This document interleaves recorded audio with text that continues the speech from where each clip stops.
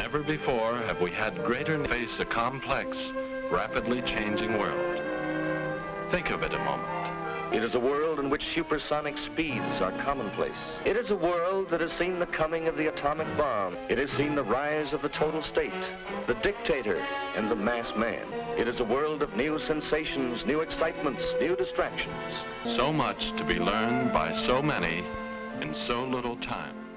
And I suppose you're here with no agenda, as per usual? On the contrary, I'm here for comics.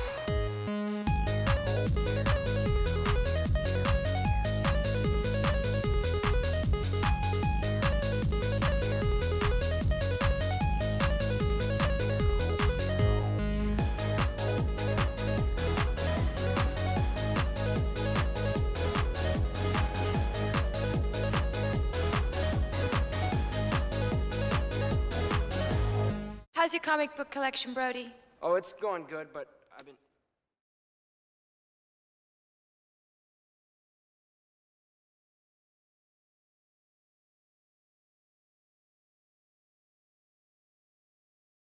Animal themed, right? And it's like, I was like, ooh, I kind of, like, that's semi-interesting that Peter is in this role and his life just subtly went that way. He's not leaning into it. It's not what his life is supposed to be, but that's there. And then they went way too hard with like, you are the destined spider guy. Like, this is you. So now, yeah.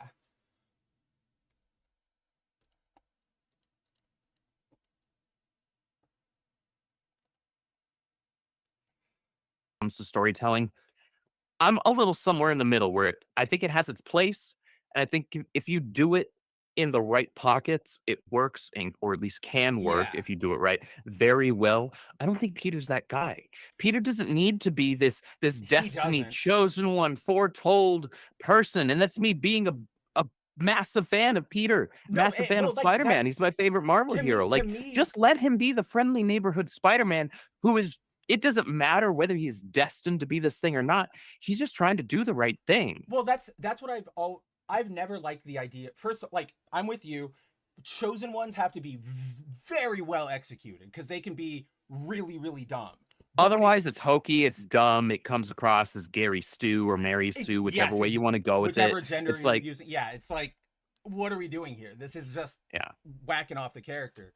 With Spidey, I always liked it because, you know, he is more than all the rest of the Marvel Universe or DC. Like, he's the everyman superhero, like to his core. And I always liked the idea of Peter was in the wrong place at the wrong time, or right place, wrong, whatever you want to view it. But he was at that science experiment by happenstance, which means like anything can happen to any of us. It's on us to use like what happens in our life in a positive way, right? Like, I've always liked that because it's what we talk about with when you see like alternate evil villains or when you just get villains. The interesting thing is not, oh, I understand them, like they should be on our side, the heroes are wrong. It's more like there but for the grace of God go Batman, go Spider-Man, right? Like, they're villains because they got shat on and they got a bad draw, but they gave into being a shitty person instead of like being good, essentially. So I never liked that, but it's one of those things I think always thought was a misread by some of the people who are detractors or staunchly opposed to the Amazing Spider-Man film, specifically the second one, where it has that reveal. Well, it has that reveal where, you know, Norman talks about like he basically hid the formula for getting this thing right from Osborn. He hid it inside his own DNA, in that like it would only work with his DNA. So if he got killed, like Who he is wouldn't. this? We're talking Peter's father, Richard, right? Oh, okay. So I was like, who the hell developed? I thought I No, said no, that. Maybe I didn't. You just left it. You just left, but like, it's fine. It's maybe I got ahead of totally myself. fine. That's it's fine. Totally fine. That's But fine. I was just for a second there. I'm like, did I miss an entire like arc from this movie? Like, what happened? I like this movie. I think some people misread that as Peter being like a chosen one there. No, I think that was just Richard Parker like being, okay, this only works with my blood, but nobody knows that, and so even if I die, it's basically hidden passively in my son's blood, and it just wound up being happenstance that Peter got bit by one of those spiders. That It wasn't activates it. like, Exactly. I made you to be, you know, this super, like, there was literally none of that written into the story. How many times have we seen a superhero, for example, like, well, okay, he's not a superhero, but like Korvac, right? Over at Marvel, he's a mutant. He doesn't know he's a mutant until one day all of that energy just bam smacks into him and he's a cosmic entity. Was him being a mutant destiny? No. He just happened to be in that spot at that time. If it hit anybody else, it's going to, well, like, depends on who it hits. If it hits a human, you're probably exploding. But if you're hitting, I don't know, say Sebastian Shaw, something weird is going to happen. But that's not destiny. That again is happenstance. That's happenstance. Right place at the right time, or wrong place at the right time, whatever way you want to look at it. Well, a lot of people confuse that. You hit it right there, that right place, right time, because like that is how, like, that's kind of the key of how stories work, right, guys? Like, you're in this spot, something happens. If you weren't there, of course it wouldn't happen, right? Because you weren't there. So, but too many people go like, oh, they were meant to be in that spot right there. Like, they were the only ones who could do it. And I'm like, that's not, you guys don't understand storytelling. I don't know how you're approaching it, but you are not getting it right. Little low voice. I totally went and I checked on our thing before we went live. Let's see if it screwed us again. Before going live, let's see. Only by a little bit. It brought me down to like 80, so hopefully this brings us back. But off of that, what's going on, everybody? It is Thursday night. Welcome to another episode of Foil Variant. Andrew and I, your handsome hosts here, we were just talking about the concept of retconning characters into being like chosen ones, because there is a reveal in one of the books. In the Omega Effect special, which we might barely touch on for a second, there is a major retcon to Superman lore that kind of throws that into the loop. And we were just saying, with this, there's a chance here, DC. Just don't be cliche. Do something original with it. Don't make it, Doomsday was always destined to be with Superman or heroes, like fight alongside. Yeah, if you're gonna retcon something, and I'm super picky with retcons to begin with. One, don't make it stupid. Yeah. I'm looking at you, Jeff Johns, with making Barry Allen the creator of the Speed Force.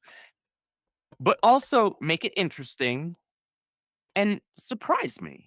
Right. Don't make it predictable.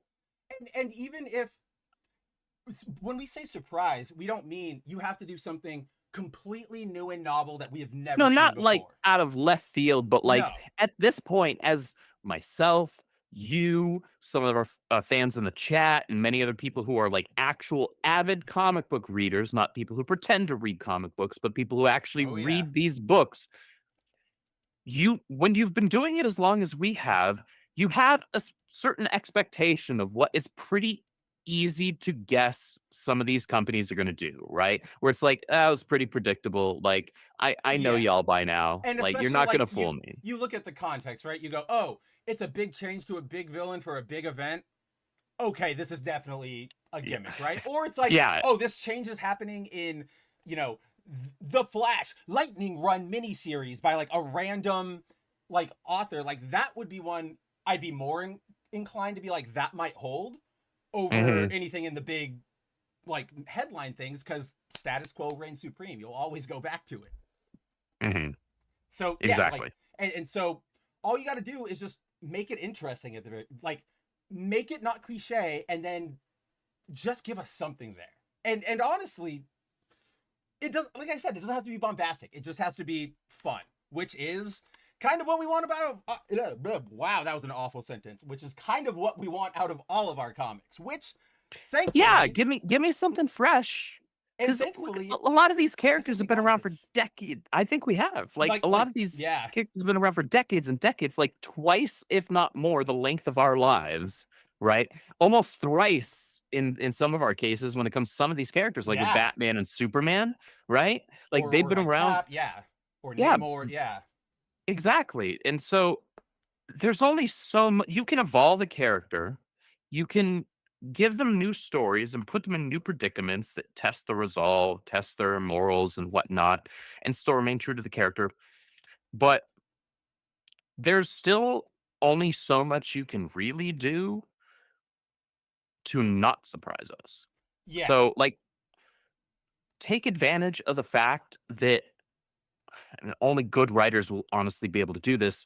And there is a lacking in those for sure in the mainstream. There are definitely some good ones for sure, and we talk about them every year, every week, right? But like exercise your brain power a little bit. Like work harder at it. Like work for that surprise. Earn that surprise. Earn my shock Right. and awe. Earn my oh shit, Like right? Earn that moment. which you know what? I had a couple of those this week. Like Yeah. this week's batch of books was really, really good. Even the ones It that was a we are smaller gonna be- batch compared to last week, because last week I had like Oh, yeah, 14 same here. freaking books in my stack. This week I had 10, I think. if that. Yeah. So I guess it was still a decent stack, but one or two of those were variant covers. right. But like just work a little bit for it. Like you want to earn that moment. And by Right? Because earning- a lot right. of these writers think that they're doing something surprising. They're like, oh, Doomsday was actually the bad guy all along. It's like, Woo! actually, you literally just did what I expected you to ultimately and do. a lot of that I think is stemming from when you get like people who don't actually appreciate this medium coming in and trying to write stories, which there's a difference, guys, between like I have no experience writing a comic book, but I would like to write a comic book because I like Mhm. comic books and I think this is a good medium to tell this story. And Mhm. I don't know anything about comic books, and I don't really want to have an opinion. Like I'm approaching this as a TV writer or a novel writer, right? When you get those outside voices like a Brad Meltzer or a Ta-Nehisi Coates or the guy who kind of really disappointed me, Spencer Ackman, I think his name was, the guy who did the recent Iron Man run. I was really excited Mhm. because that guy's like like an industrial spy espionage like fiction novelist. So I was like, ooh, with that and like One World Under Doom and Tony, like might be cool. It was absolutely awful. But when you have those kind of writers come in, they often they don't understand what this is. They don't understand what comic books are, the history, the culture, the what do you like the standards, the way like the lens. So they always come in going, "Oh, this will be so exciting. This will change the medium on its head."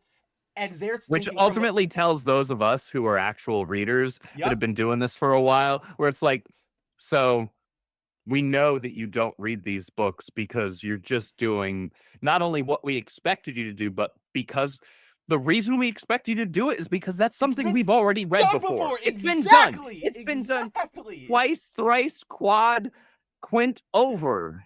And that's why over the whatever 60, 70, 80 plus year history of this exactly. character. And that's why when you get, you know, the Marvel Now mentality in there, that's where all of this falls apart because they're going, this will be a shocker, and we're going, we saw this 900 times before already. Like, yeah, who do you think you're surprising? Oh, Mary Jane is dead. Haven't seen. We didn't read Spider-Man 300. We didn't read the issue where her plane blows up. We didn't go through the death of Gwen Stacy. Like, you're not original. But then you get somebody like a Mark Waid or an Al Ewing, and because they actually like comic books and they've read it and they know this, of course not everything's a hit. Like We Are Yesterday was a fizzle.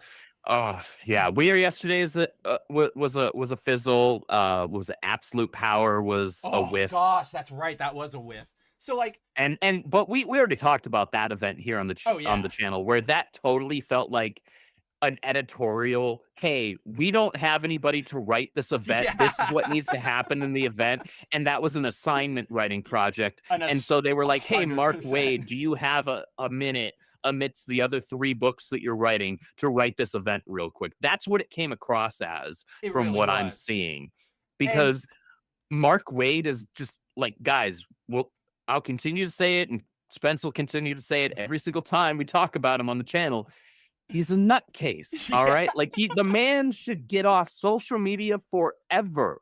I don't That care. your We're not a line from political like channel. What? your line from like last week has stuck in my head where you were like, "Get the guy's just a nutter. Get him off of like social media." You said it in a Yeah. way where like now every time like I get to the end of a Mark Waid book and I'm like, "Damn, such a good writer." And then I hear that in my head and I'm like, "Yup, like Yeah. just stop." Like, I don't care if you agree or disagree with the man politically. Like, just he should just not talk on social media. The man should just do what he's genuinely gifted at. He has And a what he gift. genuinely loves. I genuinely believe Mark Waid loves I comic I books. I believe that he loves comic books. I believe that he specifically loves superhero comic Oh books yeah. because he writes them like almost nobody else can. And I've seen people And continue to bring multiple up different like, characters, right? Like we yeah, got our like Flashes, we've got Flash, Superman right Superman, now. like Superman and Batman if we're talking world's finest, right? Like the dude, Oh yeah. he really understands this medium. He understands the genre and he understands the heart of a lot of these characters. So like a guy like him can actually take something and make a fresh idea while still remaining true to the core of the character. And that's the tricky part, right? Because as a writer, you want to do something new. You want to try and do Oh yeah. something fresh. You don't want to just redo what somebody else Well, did 10, 20, 30, I 40 mean, plus years obviously, ago. all of us who are creators, like even me and Andrew here on our humble like comic book show, right? Like we'd love if this show automatically blew up and it became the biggest thing. But we also don't go out creating us like for that goal. We go out doing Yeah. this show because we're like, we like this. We like talking to you guys. We like talking We're comic books. talking about this stuff because we love this stuff, whether it's 2, 5, 12, or 20 or 200 people watching in the chat. Like we're just this is our outlet to talk about Yeah. comic books. And to be honest, both you and I are so busy throughout the week, whether it's you with Bounding or me with Or you with Rippaverse, Rippa. where we're like, we might get a little bit of time here and there to shoot each other a couple of DMs about like, hey, I saw this article or I saw this stupid YouTube video Yeah, that like got everything wrong about this character, right? Or like those polls that I'll sometimes like link in my Discord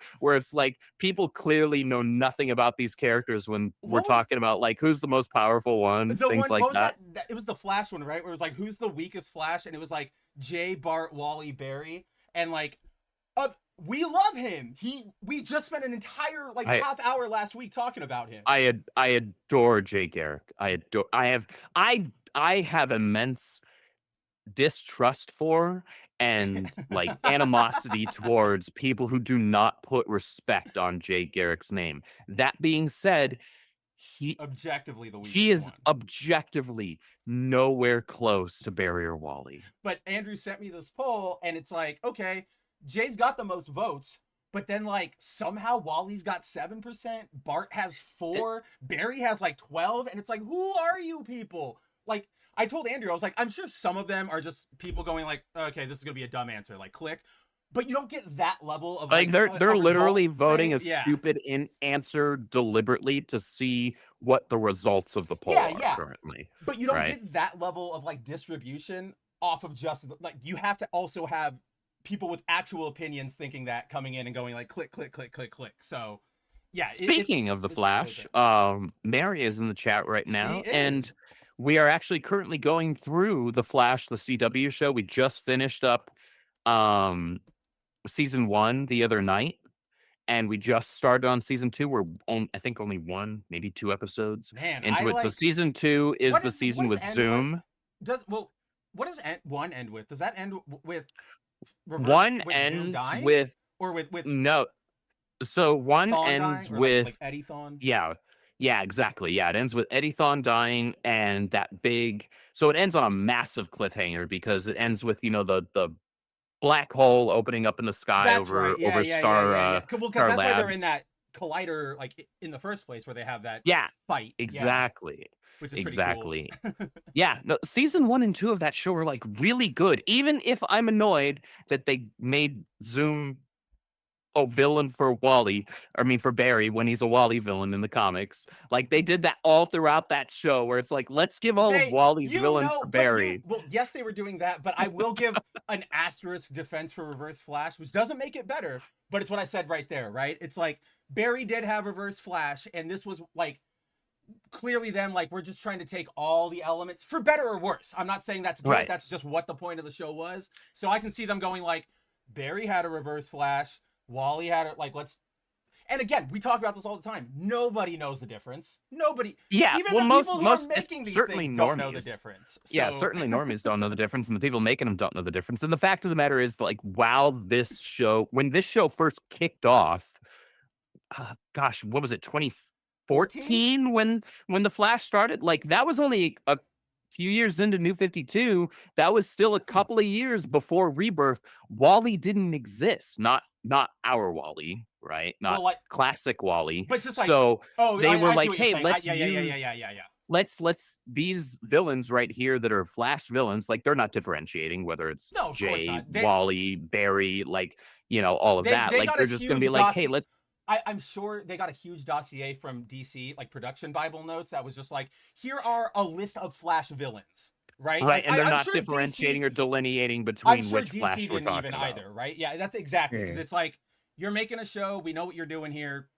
Well, Here are DC your definitely villains. wouldn't at that time because at that Yeah. time, Dan DiDio was still editor-in-chief, and he only believed in Wally, or I mean Barry. He hated Wally. He hated Walt. Dude, he hated all three of He my hated favorites. Wally, he hated Dick, and he he hated hated Kyle. Like, Yep. he hated Donna. He hated what's her name? Jade. Like, he hated every legacy hero, and it was like, get over Donna, yourself.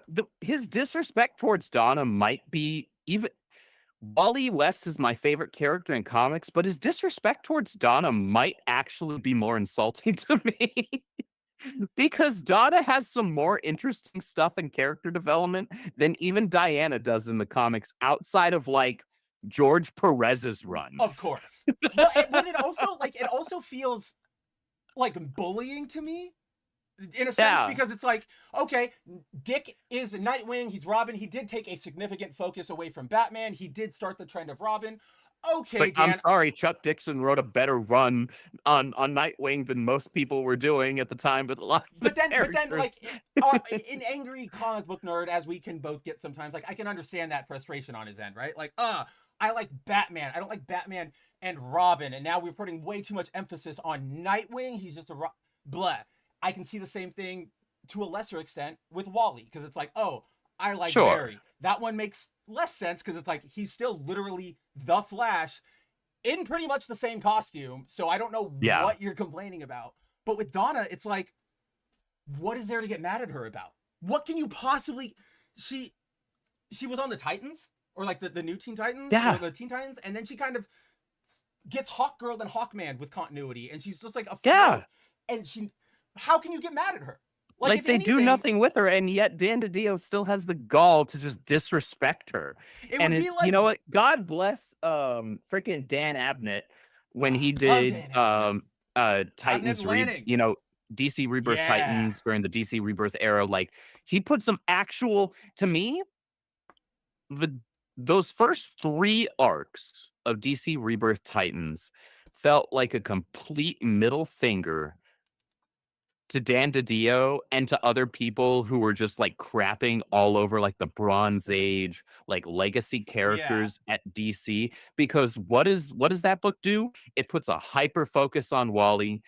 What was it? The second arc? Was it the second or the third arc? Hold on, I've got it right next to me. I can't remember. Well, second or the third arc completely focuses on Donna.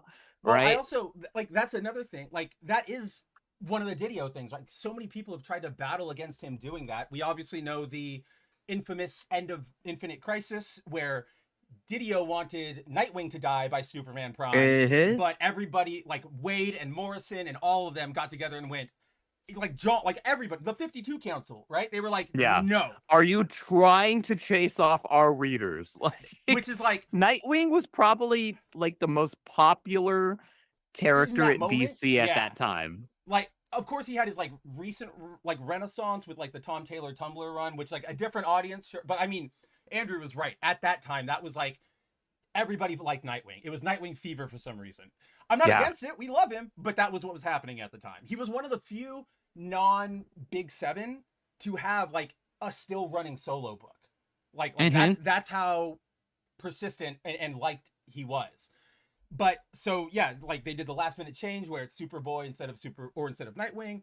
But then I'm not sure if you remember because okay, do you remember Countdown, the miniseries Countdown, which was so for those who don't remember this series, Countdown to Infinite Crisis, right? No, Countdown to Final is what it was because it spun out of because what it was a, and this is why this like just giving all the context, you guys are going to see why this like hurts me so much. So that series came out of Infinite Crisis to build up to Final, and it was a weekly series for a year because it was supposed to be 52 number 2, like the second version of that. Yeah. With that, it was promised to be it was about Donna, Kyle, and Jason Todd being, plucked, or not plucked out, but they're like, with all the multiverse changes from Infinite Crisis, you guys are in a weird spot, but you can come help say, like, the multiverse, we need to explore it, essentially. Because, like, it's new, it's reborn, but there's, like, something is, like, rattling around in there, and we don't know what it is, so we're going to send you, kind of like the Exiles were for Marvel. And it was really, like, I was super on board about that, and that was a big fuck you to Dan Didio, right? Like, that entire roster, Kyle, Donna, Jason, that was literally... go to hell, Dan. We're gonna give the fans what they want.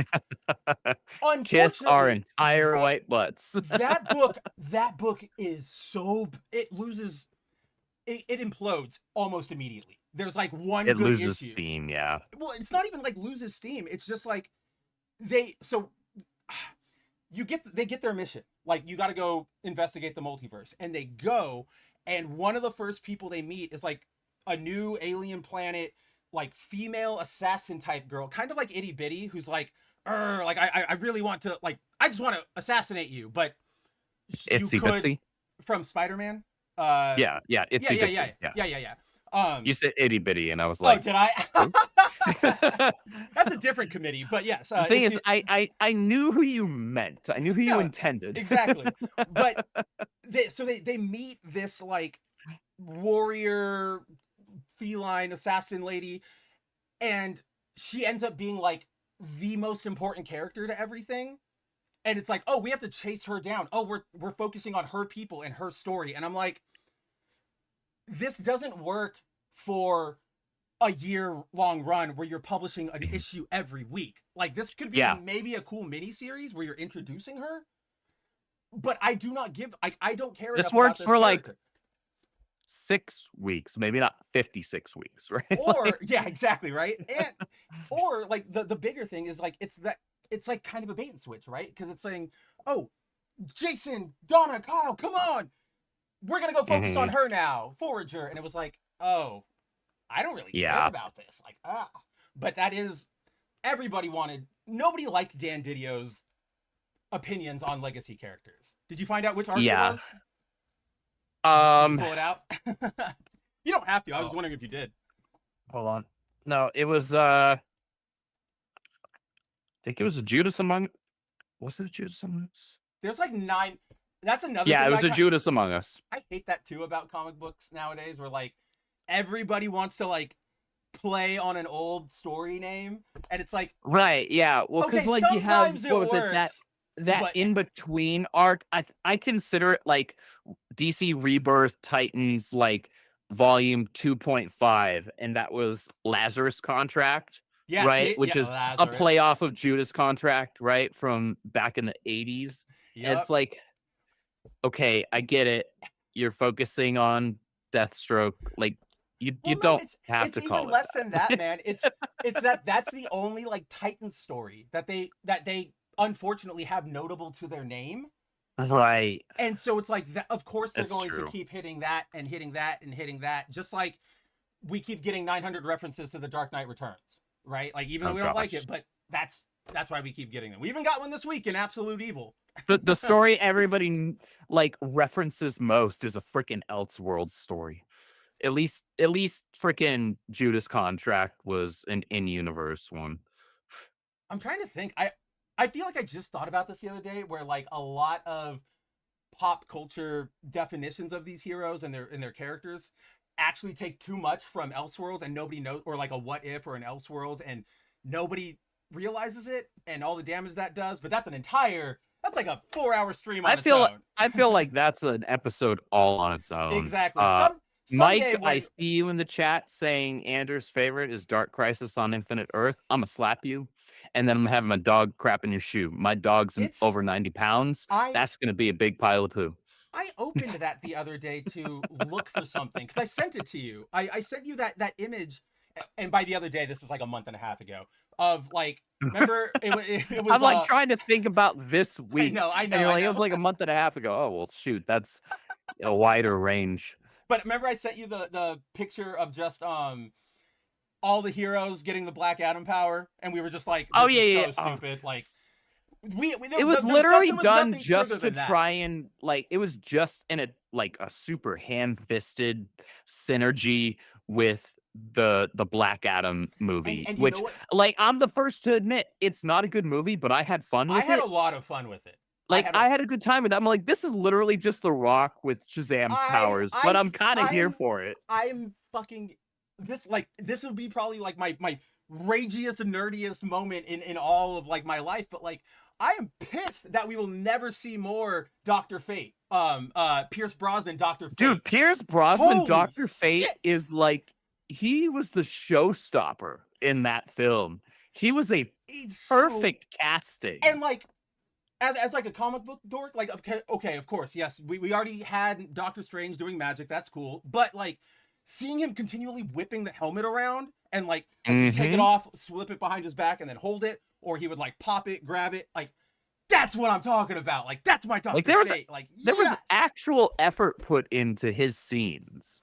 I feel you could like tell at some point there was like, it feels like there was actual effort put into this, because aside from the Rock of it all, like you said, like, we both agree, it was fun. There was things like, we enjoyed it. It was just The Rock being The Rock, as he is in like 9 out of 10 of his films, and right? And that relates from like just his own ego trip. Like, he does that.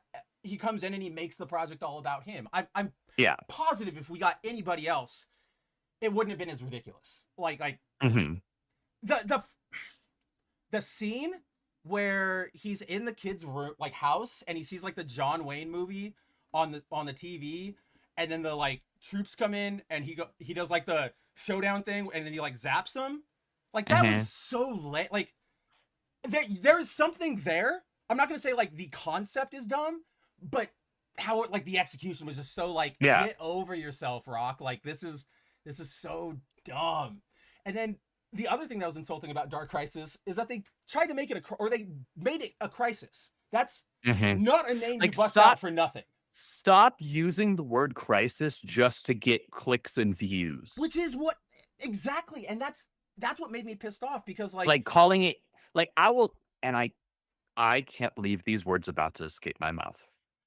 Grant Morrison's good at character design. Not all right, let's not get crazy. Exterminatrix.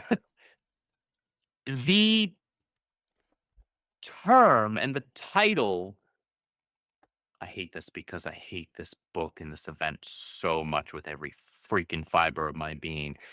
But the term, had it been executed better, Heroes in Crisis was a better use of it, because it wasn't an actual crisis level event. It was using the word crisis in a a mental health capacity. But the fact of the matter is that event was absolute dog water and should never have existed and should get burned to the absolute ninth pit of hell.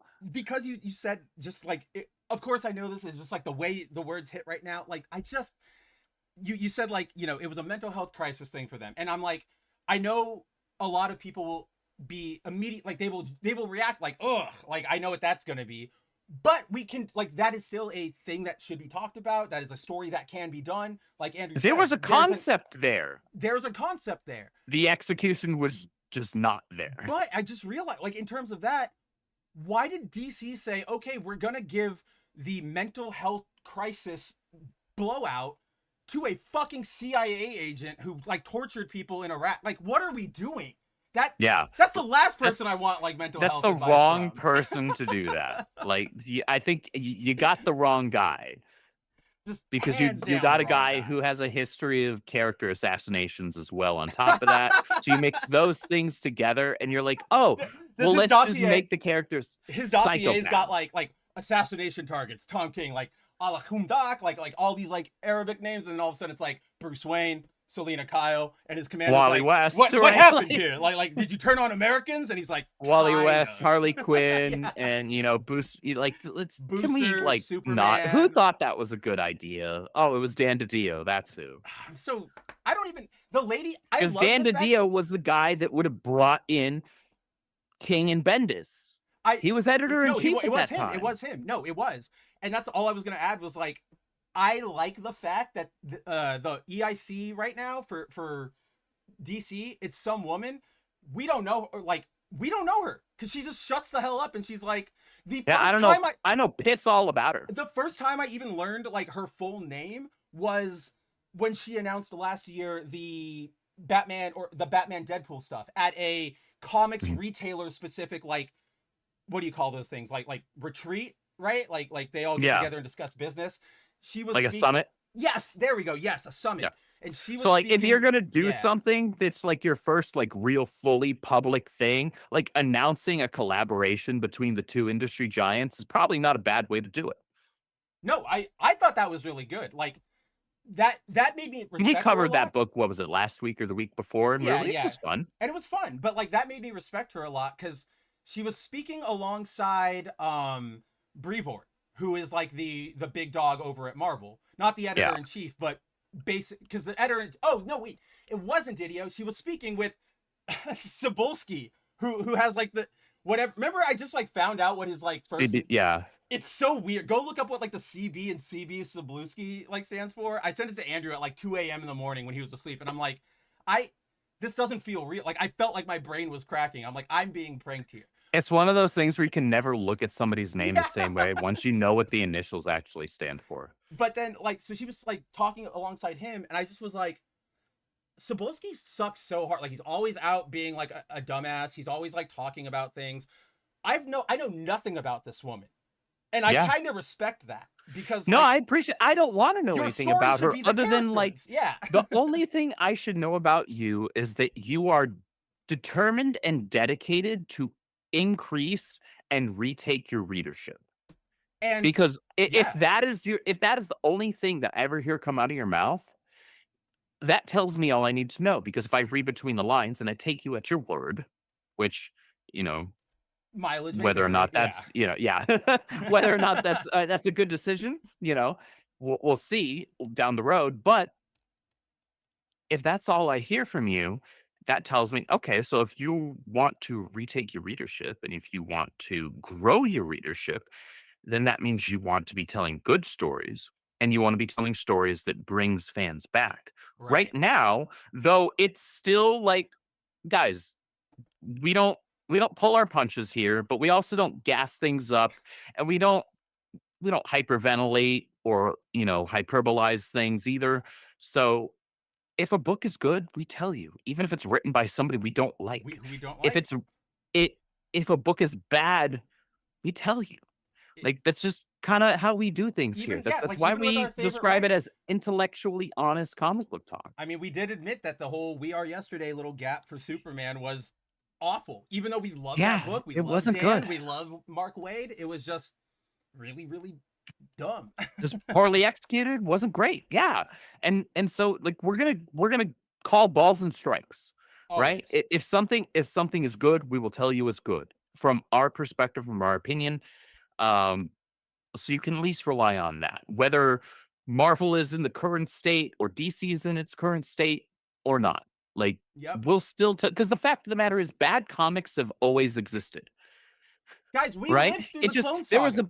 We know bad comics. Yes, we've gotten to some real bad shit in the last Marvel Now period.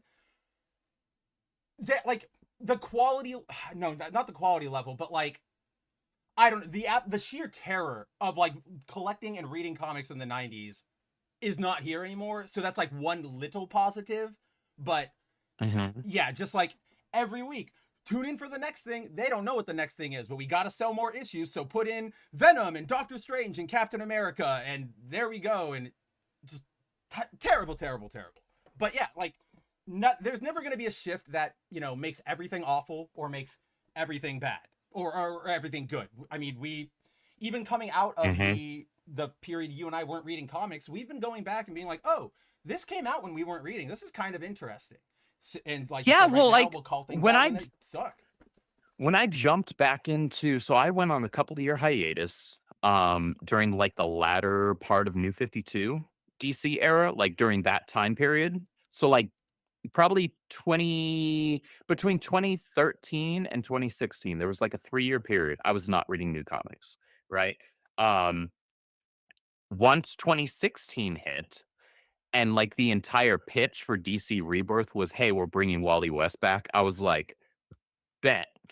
Dude, I was so concerned though. Like, I was But I so caught up concerned. on New 52 that I had missed in that last couple of years. I wanted to be like, because that Rebirth issue, it's the Wally comes back and it's amazing, and they're going, yes, all right, Wally's here.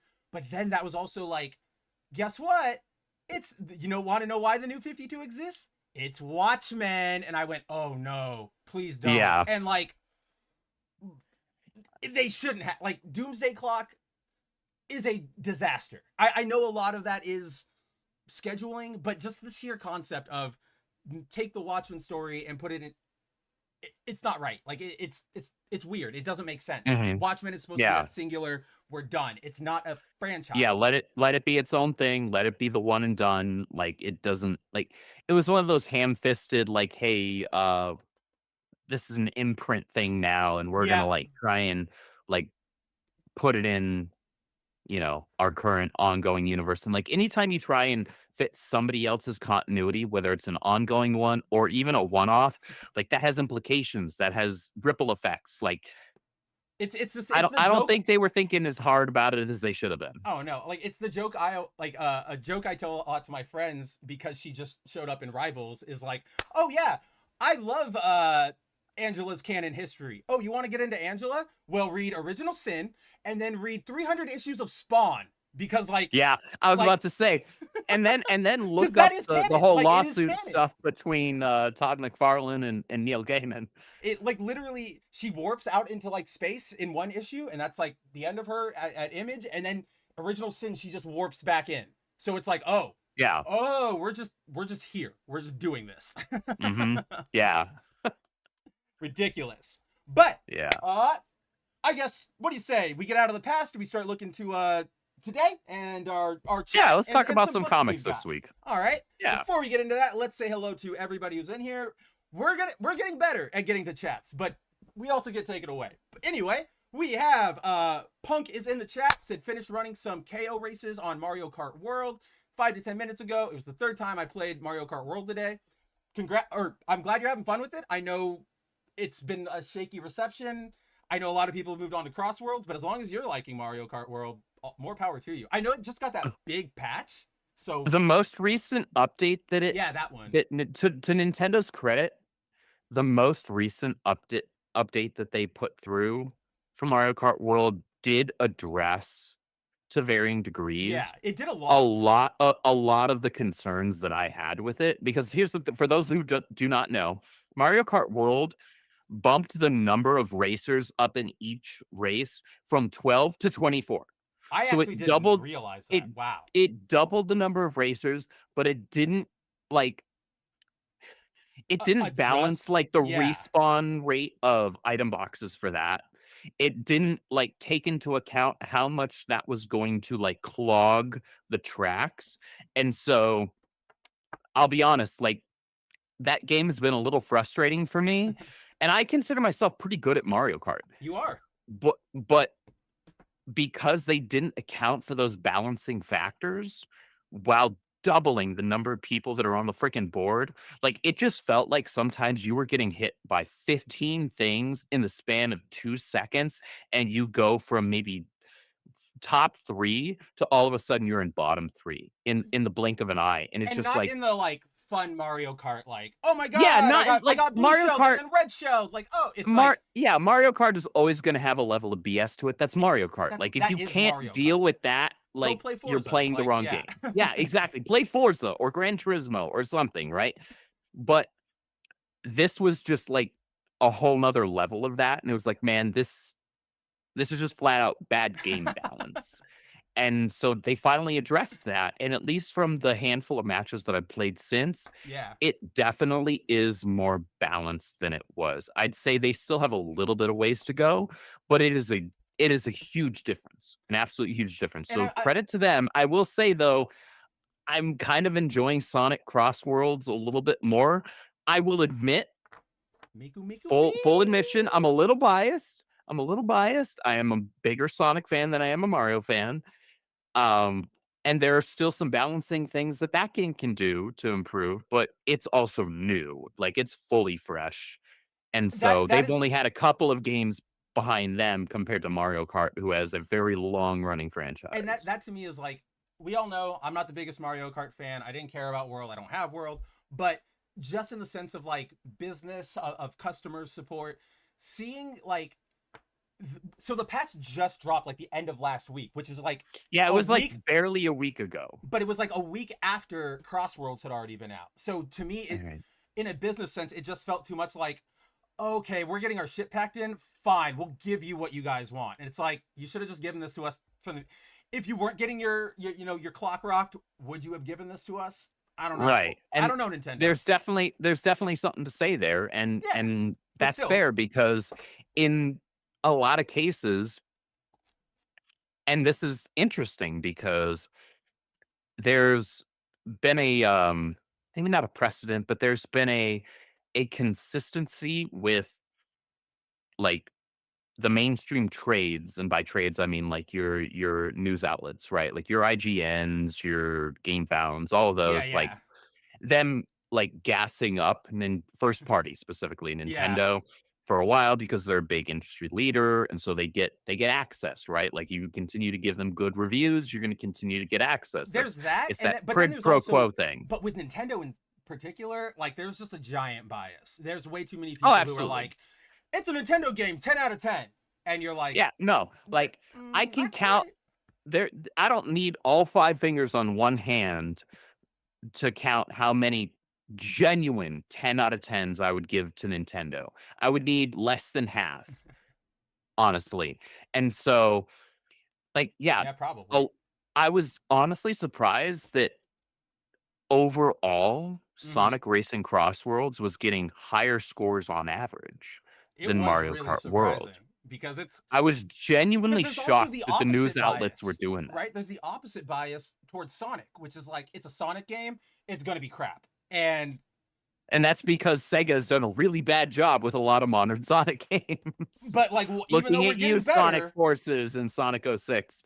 I was so bummed. I wished Forces was good. Like, you had something there, but then it was Forces just, had a concept. Jankiest, like, yeah. Oof, what was that, like Unity engine or Unity assets, like just crappy Steam game. It was really bad. Absolutely. Let's see. We've also got Mike is in the house, says, I might dip out when you guys talk Batman because I need to snag the issues. I finally read #1 and loved it. Was surprised that I welled up with tears a little at the end. Dude, read #2. Get #2 and read it. Like, this book has been really solid so far. Like, we'll get into it. Yeah, absolutely. Shout out to Matt Fraction and my boy, Jorge Jimenez, because he's amazing. He's my favorite of the house artists currently. Out of like my top 3, he's my #1. Yeah, but like the book is just really rock solid so far. Even if they weren't our fit, the writing is just there. Yeah, I was gonna say, like, even if they put a bad artist, but I'm like, I have to asterisk that because I think Jorge's direction specifically is how we get a lot of the dynamicism and stuff that we see when we open I would agree with that. Yeah. I would agree with that. Yeah, for sure. We've also got in the house, we got Clone Geek says, I really wish DC would change Wally's costume. Brother, you are preaching to the choir. Man. Especially... I didn't even get to this. I know. I was only going to rant if I had gotten to this, but you know what? Screw it. I'm going to get to it anyway. hold on. Like, Wally West's current costume in Prime Earth DC is absolute dog water. That is not a Flash costume. That's certainly not a Wally West costume. You cannot convince me of that otherwise.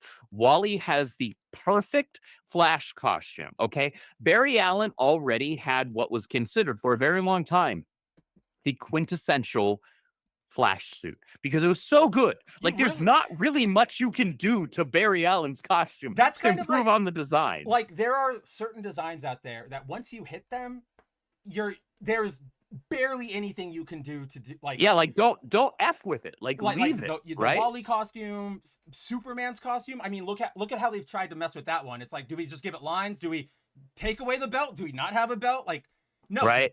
But the main one, like, it works. And then, yeah, Flash, Spider-Man's blue and red, like that one, it's not my favorite, or I guess it is. I mean, it's a standard one, but like, that's what it's a standard because it's so good, just objectively as a design. It's iconic. It's a beautiful and perfect design. You don't need to do anything to it. Wally West, except give it a hoodie. All right, Ben Reilly fanboy.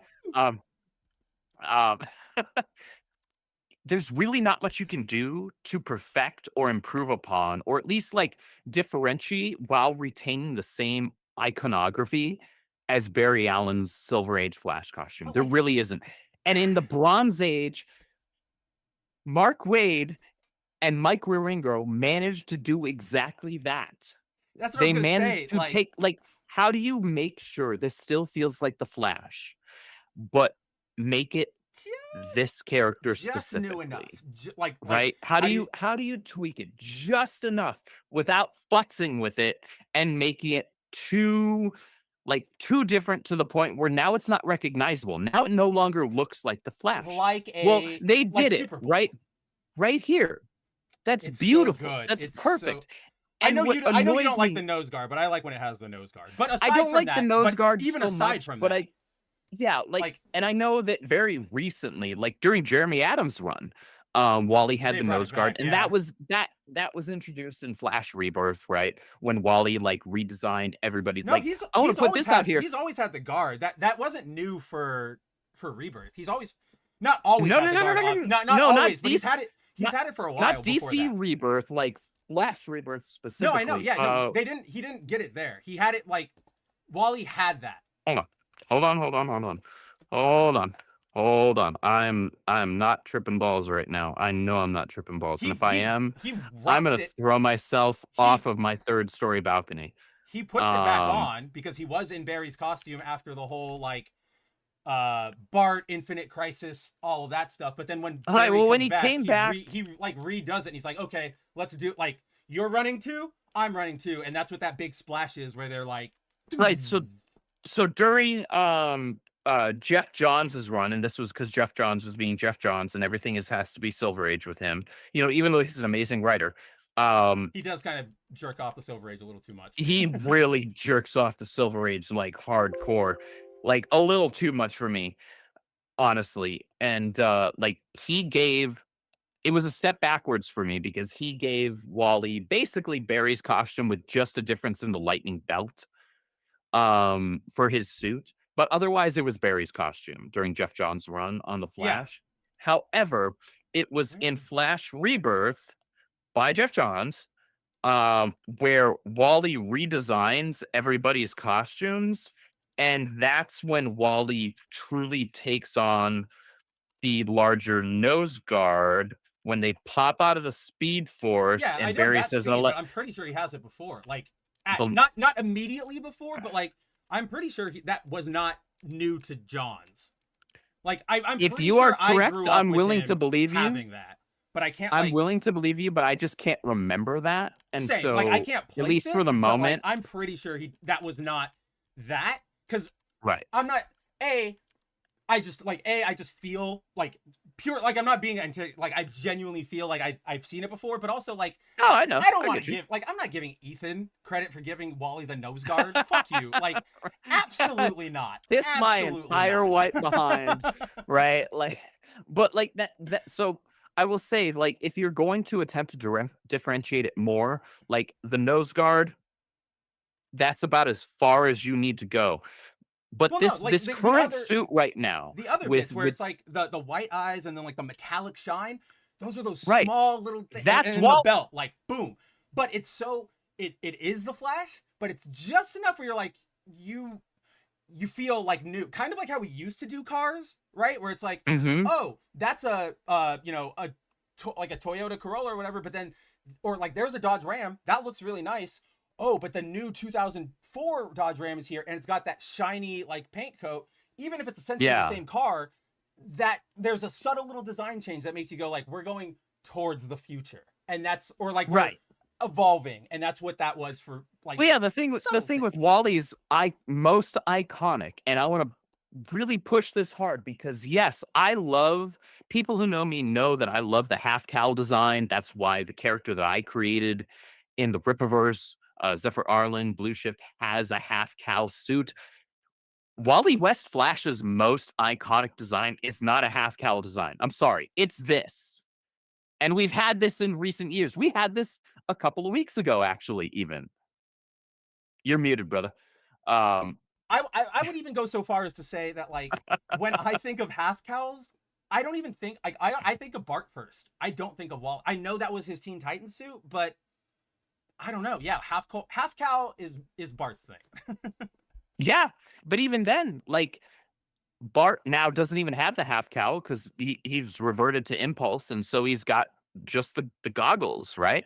And so There's a cow element to that there's, because he has I to guess, put 'cause he yeah, has to put on the there ears is and something everything. there. Yeah. Yeah, no, there is. Yeah, you're right. There It's is just something not there. It's not. nasty. It goes further back. Like They differentiate it from the half cowl of Kid Flash. oh Is yeah, what they do. definitely, For 'cause sure. yeah, they give it the goggle instead of the mask. But To get that DC, face. what the hell? You just gave us this cover. This is the perfect costume. You do not need to do anything to this costume. This is flawless. What the hell am I looking at currently? Not just with this cover of the Omega Act, which is a bad cover in general, but like in the current Flash book, that costume is not a Flash costume. I I'm don't sorry. know This who is it more is, like- black. This is. I'll tell you who it is. It's Speed Demon over at Marvel. Is what it is. It is Speed Demon, 1,000%. It looks more Speed Demon than it looks Flash. Like it has the Flash emblem there, sure, but like Speed Demon has lightning iconography on his costume as well. In fact, Venom's one of got his a- more iconic ones. Venom's got a spider on his symbiote too. That like okay, Right? you're Yeah, not like, Spider-Man. Speed Demon has a like a half bolt, half lightning bolt currently, but he's had well, no, actually, that was Blur, I think, over at Marvel. It even had like lightning bolt things on his helm, like on his cowl. Like some of That's this stuff you Whizzer. just can't. Yeah. Was that Whizzer? There are like 2 or 3 speedsters that never really do anything because we've talked about this. Marvel speedsters just they're not as exciting as DC. Marvel doesn't care about speedsters. Even Quicksilver, who's like one of the more interesting ones, like they do nothing with him. But it's also because like super speed really breaks Marvel. Like the second you give a Flash level super speed or even a Quicksilver into an Avengers mission or an X mission, you kind of got to get out of jail free card because of like the world is less like it's more grounded than it is fantastical. They So, they haven't built their world to sustain a speedster on that level. Yeah, which makes sense, but that the real only one or really the only one who has persisted, Speed Demon. Yeah. And that's less his power set and more his character of being like I'm a sleaze with a heart of gold, right? Like that's why people like want him around. He's a bad guy, but he's not a bad guy. Like in Wreck-It Ralph, right? Like just because I'm a bad guy does not mean I am bad guy. Exactly. But it annoys me so much that we're stuck with this crappy costume right now because I'll even admit, and we were talking about this earlier this afternoon, this costume design, remove the Flash emblem from it, on its own isn't a bad costume design, but it's not a Flash costume design. It could be anybody else, but it doesn't belong to the Flash. You have a perfect Wally West Flash costume. If you want to add the nose guard to this, fine. I'm okay with that. I don't prefer it. I prefer it without it, but fine. I'm okay with that at the end of the day if you leave everything else. Leave the more metallic sheen, leave the whiteout eyes. Gotta have the sheen. Well, that was one of the main things that differentiated him from Barry, right? When he came into his own, because when was first like Flash, he was literally just wearing Barry's costume. He was wearing one of his old suits, right? And so you give him his own suit that is very emblematic of Barry's Flash costume because he wants to pay homage to his Oh mentor, to yeah. his uncle, somebody whom he loved and adored and looked up to, right? And idolized. But at the same time, he still needed to be his own person. So, okay, what do we do to change it? We add whiteout eyes. We give it a metallic sheen. We give it a little bit more of a deeper Yeah. red, right? We give it more angular design to the lightning bolt belt and to the lightning bolt designs on the arms, and that's it. That's all you need to do. You don't need to do anything else beyond that. And You can now like it's Wally's artists. suit. You can decide if you want to put the little wings on Wally's boots. I like them, but I get that they get abandoned a lot because they're just a They small do. detail They absolutely that do. people forget. But I love that little detail. Absolutely. But all right, so I'm actually glad you brought up Wally and the Omega Act and everything because there is. So as Andrew said, he didn't get to it this week, but there is just one thing I want to, or two things I want, or like one thing I want to complain about, and then one thing to just connects to everything we were just talking about. So this special, guys, it's a one shot. It is by Williamson. It is connecting everything that is going on in it's or not connecting. It's more of a setup, right? Like it's the intermission between Justice League Unlimited and Superman and all of this stuff, and then DCKO. So in this special, we get it's essentially Time Trapper. He is he's back on the Justice League Watchtower. They're trying to figure out what to do about Darkseid and the Absolute Universe. This so during this issue, there is this page right here where Time Trapper is explaining to Booster Gold like when Darkseid died to start all of this, basically his energy, like his evil energy spread throughout the universe, and hope is gone now. Like, and that's what he's explaining here. And so it's a bunch of scenes from across everything we've seen in All In with, Captain Atom up in the left corner, burning up in the volcano right now, or the Question over on the left, investigating the challenge or the murder that happened with the Challengers.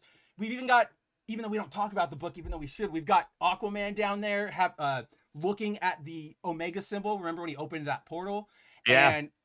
And so like it's a cool, like I really like this page. And also, side note, I can't believe, and I was ranting to this about you. This book is drawn, you guys can tell, by an artist named Yasmin Putri. I don't know why you give it this awful of a cover. Like this. That cover is It's so bad. It's so. I was saying before the show, bad. it makes Wally look like he's 75 years old.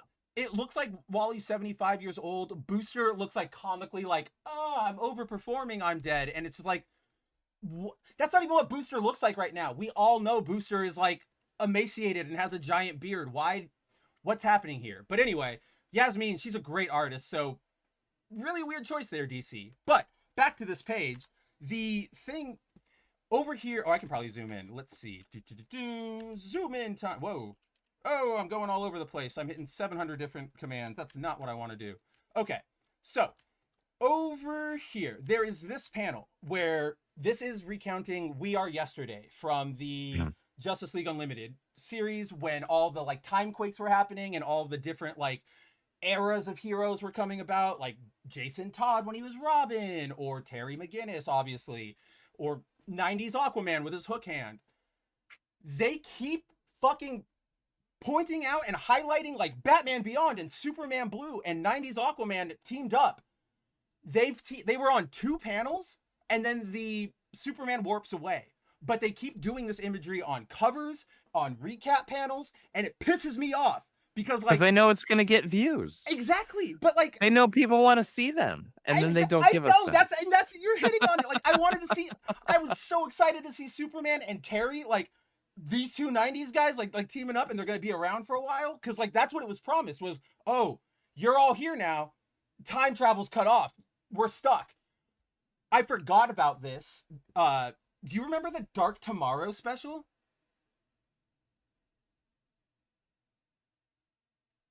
No. Barely anybody does. It was they released it like a month or two ago.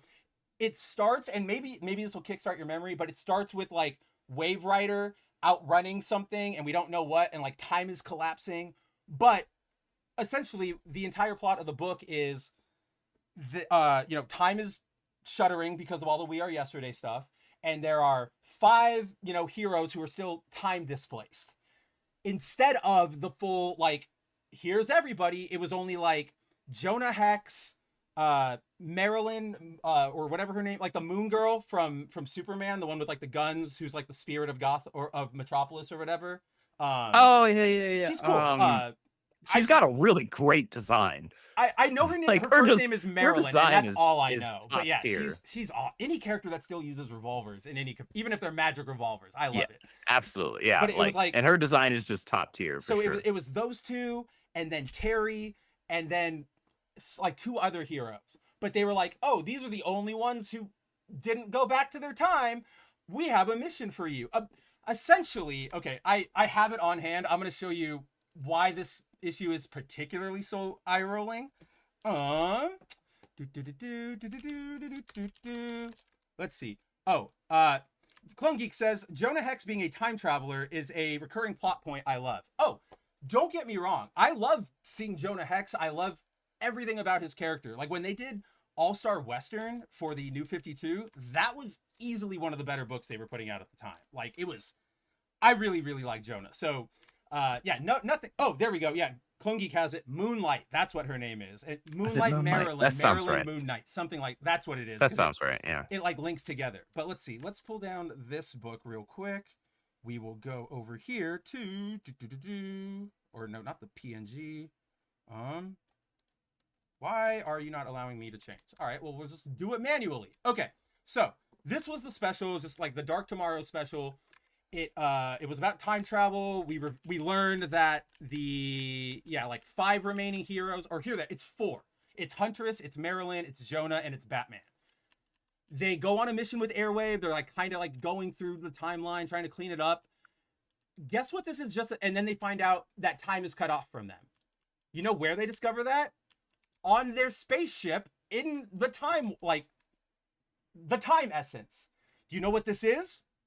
This is fucking DC Legends of Tomorrow. That's what they were doing. This is an entire setup just for this crew down here. Marilyn, Goldbug, Jonah, Huntress, Airwave, Plastic Man, Terry, and what's his, like, A-Man, I think he is. There's your Legends of Tomorrow. Like, that's like, put Blue Superman on there. Put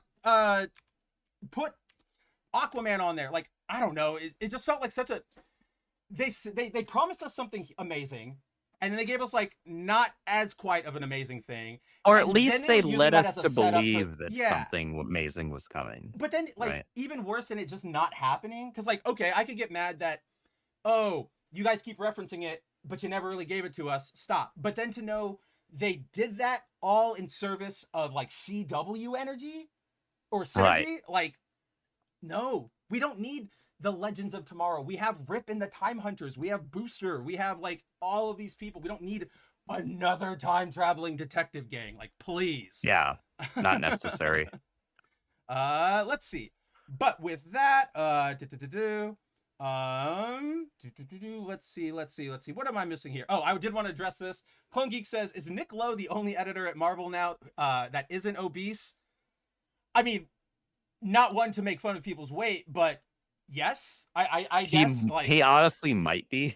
Which is just like, from my end, it's more of like a, guys, but I'll take say care like of your he's health. fat. Like, He's fat in the head. I'll say that much. Look, he was the last person who tried to put MJ and Peter together. He gets a pass for a little while for me. Nick Lowe, not Nick Spencer. He said, oh, yep, it was Lowe. Never mind. Fuck, I said all the wrong things. I was praising the wrong person. Strike that from the record. Does not matter. But let's see. All right.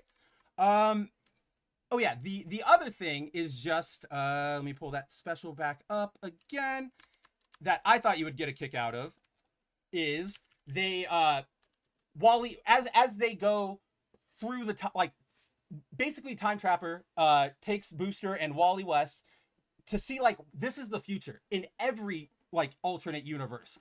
Darkseid wins, like the Legion is hitting them all. So we get this little montage here, and we have the Justice Lords from the like DCAU. We have Kamandi. We have a Justice. I forget where this. It's Mara's and Arthur's daughter from like a future Justice League. I forget which one it is. We've got the Jack Kirby OMAC. Over on the right there, we've got Damian as Batman from Batman 666. And then that center one, I don't know if you can tell from this. Let's see if I can zoom in on this bad boy. And it translates well. Yeah, do you see that? You know what that is, Andrew? Is that Cassie? That's Titans Tomorrow, brother. They yeah, actually which means that's Cassie. Yep, that's Cassie. That's my girl Cassie. It's the Titans Tomorrow like universe. And I was like, hey, somebody remembered that existed. Cool. That's my girl Cassie Sandsmark. Right? That's all I wanted to point it out with. Oh, is it the Future State Justice League? That explains why I don't remember it, because fuck that entire era. Like oh my god. Yeah, screw all of the Future State setup stuff. That was like, wow. Can we get any further from the heart of these characters? They did another 52, and that entire thing was Future State Terry being, he's coming back, and then he finally gets here in issue 52, and he dies, and he gives the suit to Tim, and it's like, this is genuinely not what I wanted at all. No. Like nobody wanted that. Literally nobody wanted that. But aside from that, let's talk about some things people do want. Andrew, where do you want to start tonight? Ooh, that's a good question. I think we got 3 really great books to talk about. Bangers this week. Let's start it off with probably the more surprising of them, which is Amazing Spider-Man. All right, let's hop over to Marvel, and we'll let Mike hang out with us before he has to leave for Batman talk. All right. Yeah. So I did want to as we jump to Amazing Spider-Man, I did want to bring up this comment from Clone Geek, who said, "Can we just have a normal ASM run? The title needs an actual direction and not stuff that isn't going to matter in 2 years." So I'm sorry to break this to you, but that's just current mainstream comic books. Nothing matters in 2 years. So like, get that out of your mind and just enjoy a good story if it's a good story. And right now, shockingly, this book, as of the last two issues, including this thing, 3 now, I guess, right? Like, because 2 issues if we're counting was the when we have Norman taking off the mask, and you're like, oh, it's Spider-Man. Like that was the last 3 issues. So the last 2 plus this one, so 3 issues total. It's actually been kind of solid, and I'm pretty shocked, honestly. And I'm really surprised. That's what I was because getting at too. Yep. Amazing Spider-Man was a snooze fest. I'll be real. It wasn't just a snooze fest. This thing was outright insulting. Well, maybe not this run, but for like the last Zeb Wells run, every okay, issue well, yeah, I skipped Zeb Wells, and that's fair. Like this run, not bad, just kind of boring. I mean, like the Hobgoblin stuff, it was cool to see him, but the art was pretty. I mean, it's Pepe, yeah, exactly. Yeah, it's Pepe. You're not gonna go wrong with Pepe. But like that, and that's what I was gonna say, Clone Geek. Like I agree with Andrew. That's just sort of mainstream comics, but also you are right in that this book does need a direction. Like probably more. It does. No, it any absolutely book out does. there or any character, 616 Pete needs a purpose. He needs something. But like Andrew said, putting that aside, we are like this.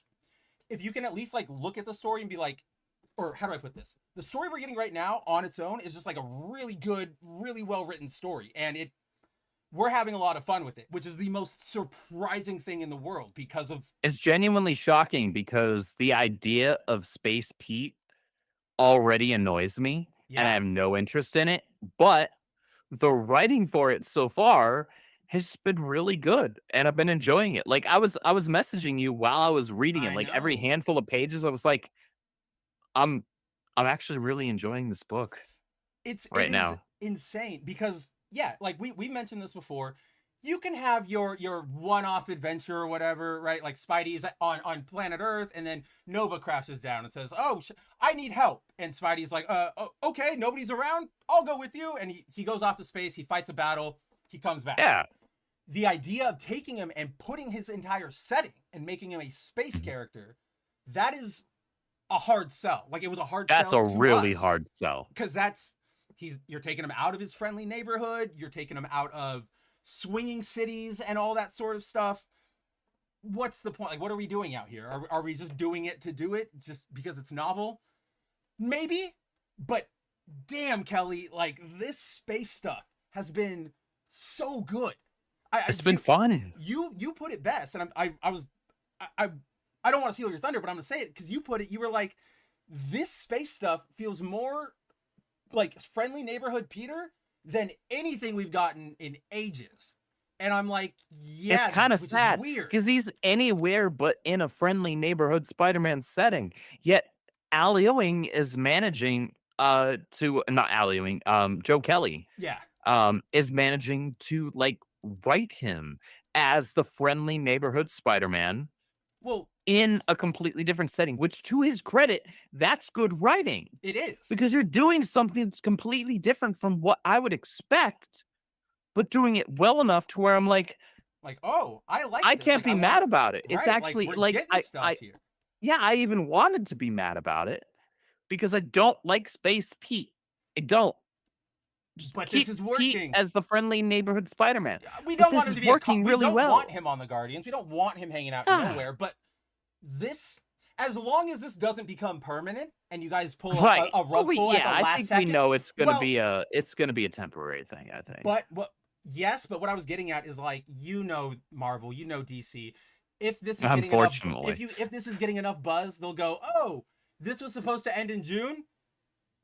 August, guess what? Hey, 2 more issues, and it's like, yeah, let's push it another 6 months. And I don't want them to do that, because then it's like, you're just adding issues to go more of the story, but then how do you fill that in? You just go, how do we fill it? Well, don't hand fist it, right? Like you have a story. Let Joe Kelly cook.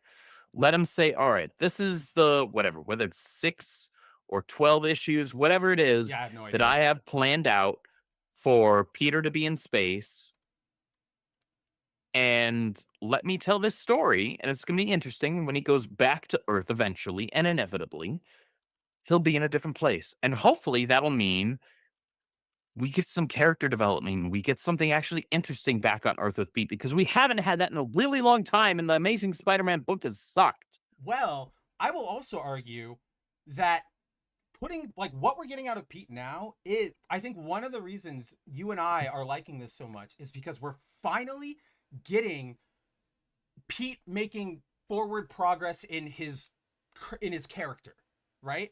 And I'll explain that as we get into this book. So, if you guys remember the setup, a couple issues ago, Hellgate showed up, big Ares looking dude, knocked the crap out of Spider-Man, essentially literally Marvel Ares. Yeah, Marvel Ares. Literally punched him into like across the universe, where he was stranded on an alien planet, was there for months, dying and fending, like eating rats and stuff. He was picked up by a scientist, and for the next couple of weeks, he's hanging out with the scientist, helping him with his experiments until he discovers in the cargo hold of their ship, he's got a bunch of like living people, creatures, aliens that he's actively experimenting on. This, Pete is Pete, and he says, absolutely not. Whoops the crap out of him in one of the coolest fights when he first puts on that was such a dynamic sequence. The integrated suit? No, that's his suit in the game. Dang, I already forget what this one is. Like, I don't remember what it's called, but it's cool. Suit. That's what it is. It's a techno-organic suit, because it is made from one of those species things. Or no, techno-organic's the disease. It's his warlock suit. Whatever the warlock is, that's what he is. So after that, he frees everybody in the hold, and he kind of is all right, onwards and upwards. We're gonna get you all back to your planets. We're gonna set this all right.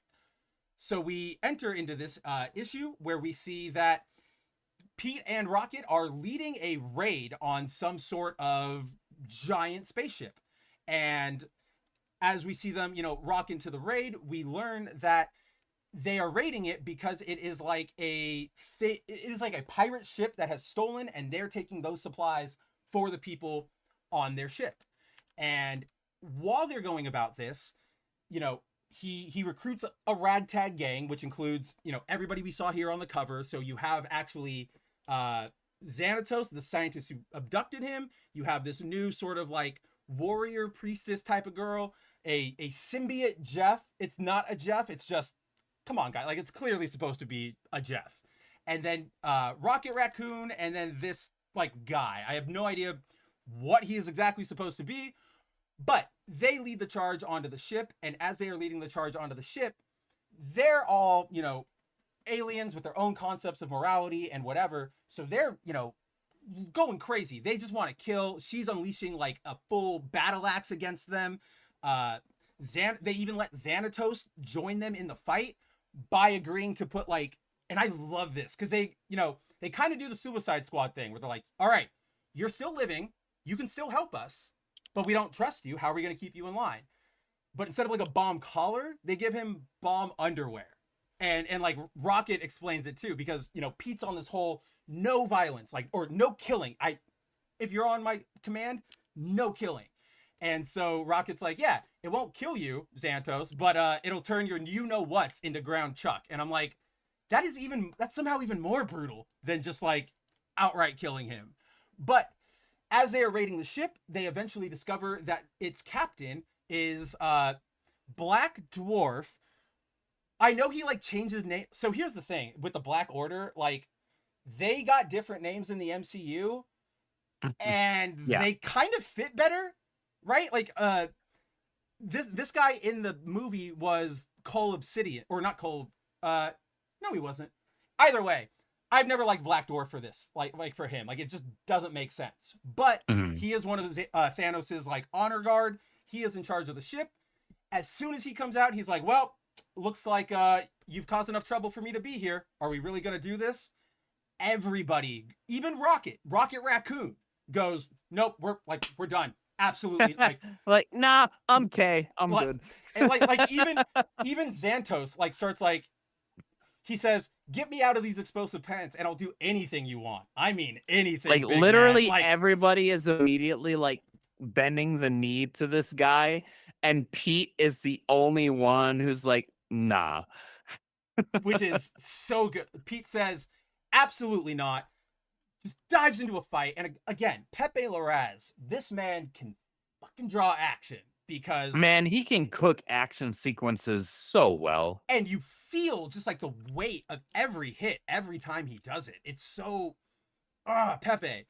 But Pete, okay, this felt brutal for me, like for Pete, in my opinion. But so Pete, knowing that he can't beat Black Dwarf just like punch to punch, takes the Warlock suit, sends its tendrils down his like insides, and then uses a weapon to shock the tendrils and electrocute him from the inside out. Which, again, like, that's dope. It's dope, but I'm like, I know Pete's trying to be, you know, we have to fight but not kill, but I'm like, a lot of these feel overkill even for that mission, Pete. Like, dang, I don't know if you had to like electrocute all of his body. It's cool. I'm glad you did. I think he was making a call there based on like who he is. This is the context that I'm trying to operate off of here with this type of an interaction. Is that Pete? We have to remember that Pete is one of the most brilliant minds in the Marvel universe. He's been expressly told so and is described as such by the most brilliant minds in the Marvel universe. We're talking Tony Stark, we're talking Reed Richards, right? These kind of guys. And so Pete, when he's actually exercising his brain, and not every writer does that, because the thing with writing is that you can only write a character that's as smart as you are, or you can only fudge so much, right? And so a lot of writers don't write hyper intelligent Peter because they're not particularly intelligent themselves. Like, I'm sorry, they're just not. I'm not trying to be mean. I'm just saying, like, you genuinely don't have the bandwidth to make a character this of a genius level intellect believable. I don't know if bandwidth's the right word. I definitely think it's a learned skill how to write an intelligent character, because you can even write really smart characters even if you are a dummy by making sure your world isn't overly explained, right? Like, But so that's where I go into that fudging it territory, where it's like I can make something believable if I'm just at least a good enough writer yeah. Oh yeah, yeah, to yeah, yeah. to make this work, right? I don't have to have a 250 IQ, right, Yeah, in yeah, order yeah, to yeah. write Tony Stark or Reed Richards or Peter Parker, right? I just need to be a good enough writer to where I can bridge the gap between this fictional character's supposed IQ and my writing Yeah. ability, I guess is the more accurate way Yeah, to put yeah. that. And so I think what I read into this sequence was that it was Peter exercising his intellect and the information that he was garnering from this interaction with this guy that he was fighting and saying, okay, I think he can handle this. I think he can Oh take yeah, this. no, It's going to take him absolutely. down for the count, but Oh, it's not going to kill him I because don't think Peter is Pete's still going to no. operate on the no kill thing. I don't think that's what I don't think he's going at this going, oh, I'm just doing this to cause the most amount of pain. Of course he's just trying to put him down. I was saying, like, I know you're avoiding the don't kill, but this Mhm. seems almost as bad. Like what's going to Right. happen to him afterwards? And that's all. Like, but again, with Black Dwarf, I also get it. He's a Thanos. He is essentially Thanos. Like Mhm. that's his power level. So you've Mhm. got to put him down or you're not getting out of here. And Pete's fought him Yeah. before, so he knows like Yeah, you this is can't deck not, him like you're fighting the Shocker. and he knows that Okay. like there's no, Black Dwarf does not stop fighting. He will kill you. Yeah. Like there's no like, oh, stalemate or the ship's about to explode, we have to save ourselves. It's you like he's very like, you dishonored us, you're dead. Like this is it. So I definitely saw like that from Pete. Like he's using his intellect. But so that gets to the point I'm kind of getting to though. So yes, he's using his intellect, but then you see him getting a little, what's the right word? Like rougher with his like strategies, like, you know, bomb underwear, shocking Black Dwarf in his body. So what I was saying earlier about Pete growing, right? And why we probably like this so much is because if you go back, you know, I skipped over them because they're not visually that exciting. But if you look at all of these moments where Pete is talking to the like refugees, right? Mhm. And talking about strategy and hearing them out, and they're all valid, right? Like Rocket is like, we should just kill Xanthos. Like, did you forget that like living things being tortured on is something that really gets to me? But you keep Yeah. seeing Pete like he's being, you pointed it out earlier, like he's being the friendly neighborhood Spider-Man. Yes, but he's also, he's been thrust into a mature responsibility. He is Mhm. like, he didn't ask for it, but freeing all of those people means I'm now the captain of them. I have to lead them and I have to, you know, show by example. So you're seeing Pete, instead of just being the sort of loser we always see him as, or always fucking things up for very contrived reasons because that's what happens in a Spider-Man comic. We're seeing him like, he's being like, not one-to-one, but like he's being a father, he's being an authority. Like Mhm. he's filling out his suit that he like, that's the thing, right? Like everybody knows Pete is super intelligent, super strong, super everything in his own mind because of the whole responsibility thing. He's like, you know, mentally hunched over and always like I don't know. But he can be this leader. And I think that's part of why we like this so much, is because this feels natural for Pete. This feels like an evolution, and it's not recycling, oh, I missed another date with Shay because I couldn't talk to my girlfriend like a normal, mature human being. You know what I mean? Like, Yeah. and so you also were talking about this, or like you mentioned this, or you and I were talking about this. We think like another big advantage to this entire scenario is that yes, he's in space and it's weird, but this takes him out of New York, and yes, it's away from his supporting cast, but now Kelly or editorial or whoever, they can play with these fun character types and these scenarios without having to force these personalities onto characters just Yeah. because they're there. And that's like, I need a gun-toting guy who has no qualms about killing, that Pete has to rein in. You could, you know, if we were back on Earth, that would be Flash Thompson. And we would go, Mhm. what? Like, that's not Flash. or No, or not Xanth. anymore anyway. Exactly, right? Not for a long time. And so if we had this on Earth, it would just be more of the like, we're not rehashing. It would be more of the here's a supporting character who doesn't act like themselves, who isn't. They would have devolved Right. or backslid the character development of so many characters. Yeah. Like and so like I'm glad we're not doing that, but then because he's not attached to all of that crap, he can grow. Like there's even this bit right here at the very end where Rocket, he's like, "Oh, you're clearly avoiding something," and Pete's like, "What? No, I'm not. Like this is my duty." And Rocket like keeps calling him out, but it's like Pete knows, he's just not ready to acknowledge it. But that's mature growth for Peter. And yeah, I don't know, like it's just it's crazy how good this is. I don't know, like I'm having so much fun to the point, guys, where when I was talking to Andrew about this earlier, I was like, this issue goes by too fast. It's not bad. Yeah. It's great, but it just goes by way too fast. And that's a bummer. Like, not like I didn't get my money's worth, but like I wanted more of that. So yeah, I like Amazing Spider-Man right now. I can't believe that those words are coming out of my mouth. The last couple issues, including this one, have been really solid. And you know what? Keep it up. Keep it up. Keep giving me an Amazing Spider-Man book that I can actually enjoy for the first time in a really long time. What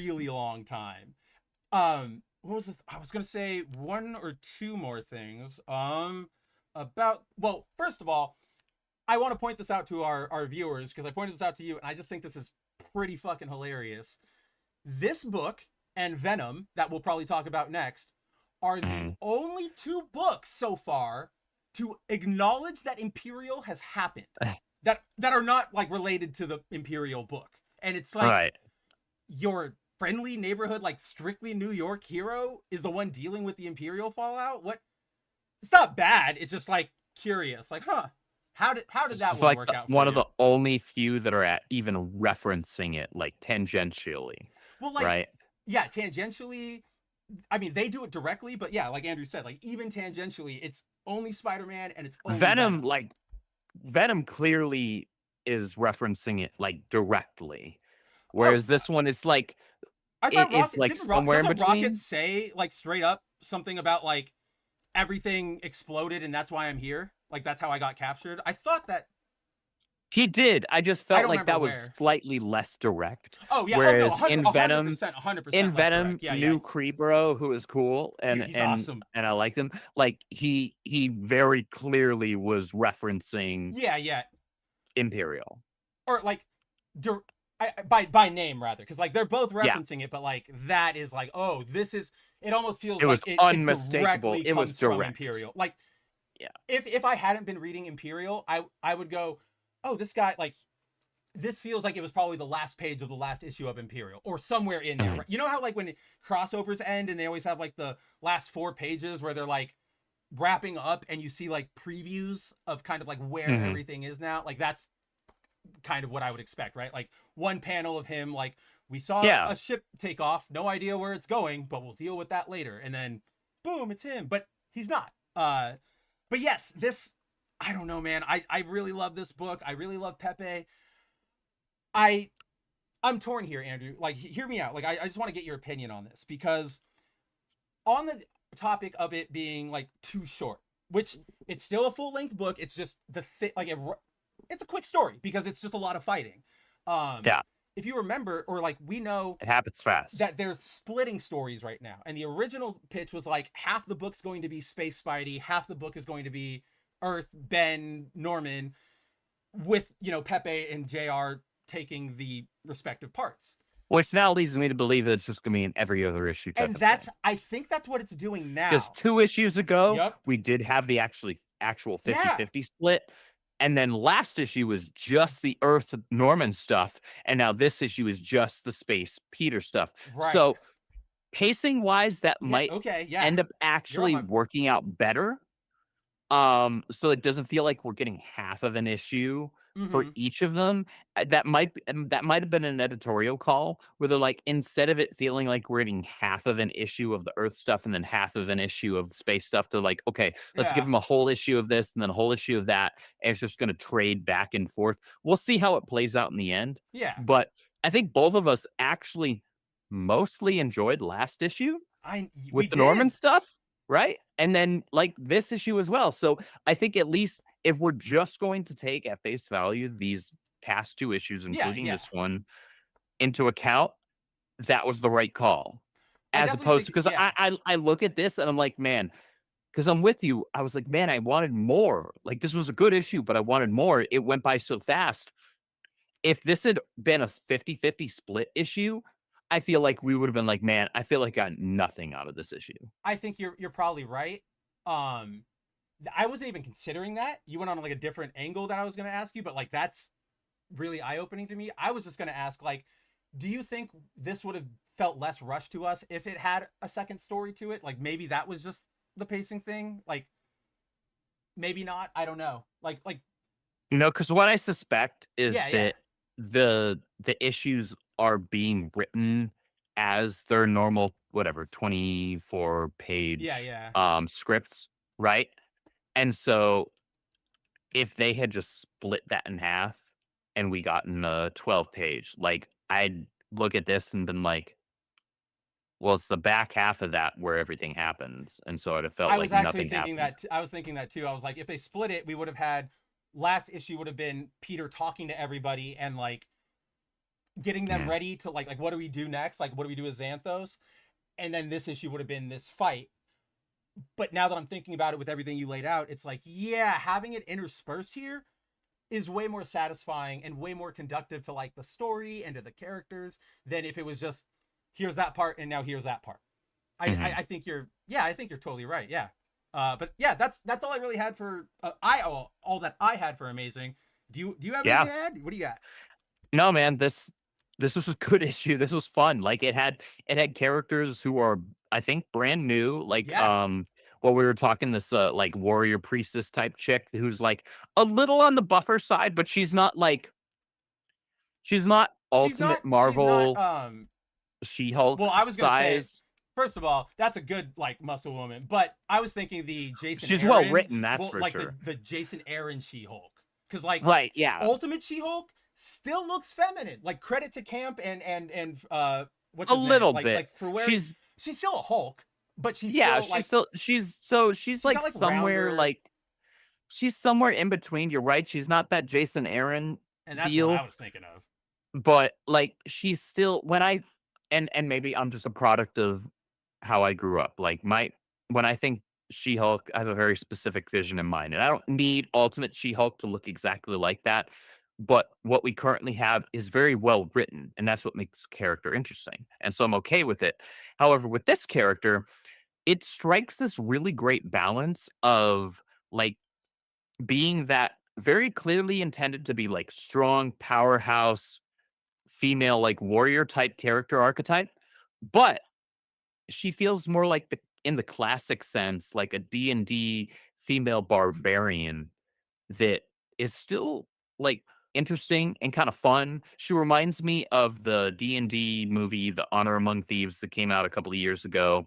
Michelle Rodriguez's character in that, which was like a fun character. She was very clearly meant to be like this powerhouse, physically super strong character, um, who was still like not hyper feminine by any means, but still like it was still clearly a female character, right? And she wasn't ugly by any means, but like she was interesting, she was powerful, and she had layers to her. And that's what this character came across as for me. And she had like some fun moments between her and Peter. I was like, oh, that's kind of cute, right? Mm-hmm. Like some of the stuff where she's like, "Hey, can I have my weapon back Well, now?" yeah, it's right right? here. Like, oh, I like that weapon. Do you think he'll give that back?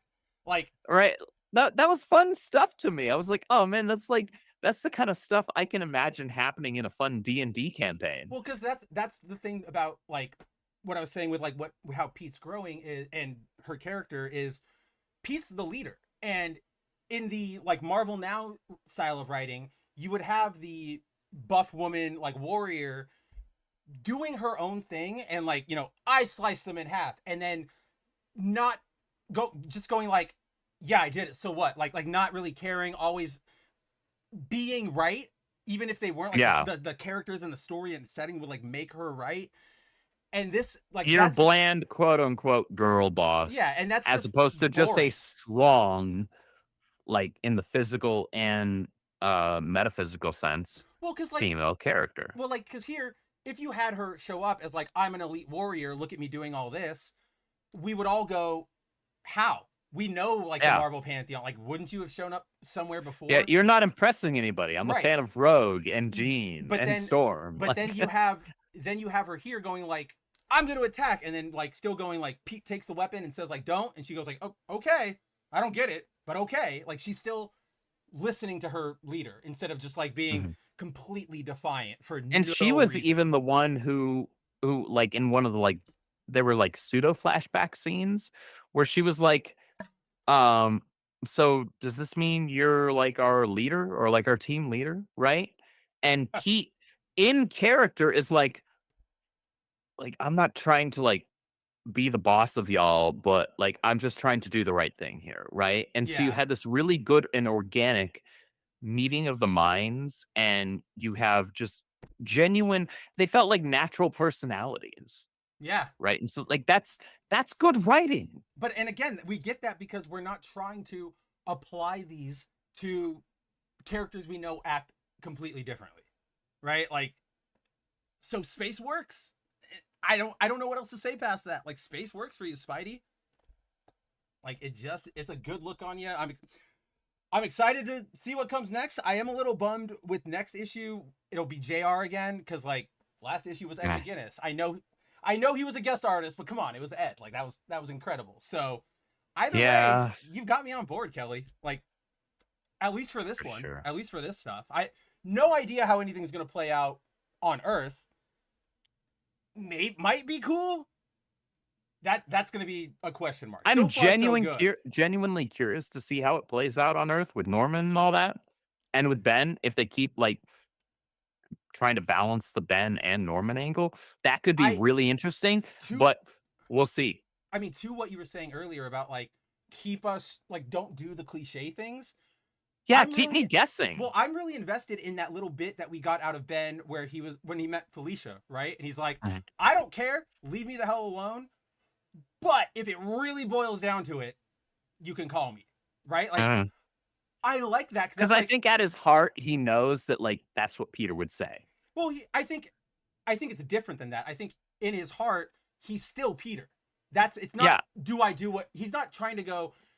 I'm going to act 100% like Peter. He's not that good of an actor. Neither of the Parkers are, right? But you can't escape who you are, your soul, or essentially, right? Because they're clones. So I like what might come here, but they could so easily, especially with Amazing Spider-Man, because we saw it for the last couple of years, go, never mind, it was all a plot, Chasm's evil, like pure evil. And it would have been so annoying. It would be annoying if it goes like that, but who knows? You've at least got our attention right now, Joe. Let's put it that way. Yeah. All right, but I think that's all I've got for Amazing. Do you want to hop over to Venom? We get the let's other queue big up Venom Marvel book out of the way. Let's well, not out of the way. Let's finally hit Venom. Queue up Venom. I'm gonna take a leak real quick. I'll be right back. Yep. I will hit the things because I have really cool setups that I can do. We can put on the Phantom Avatar. All right. So while Andrew was taking a leak, let's start looking at Venom number 250. Yes, guys, we have a anniversary issue for everybody's favorite symbiote.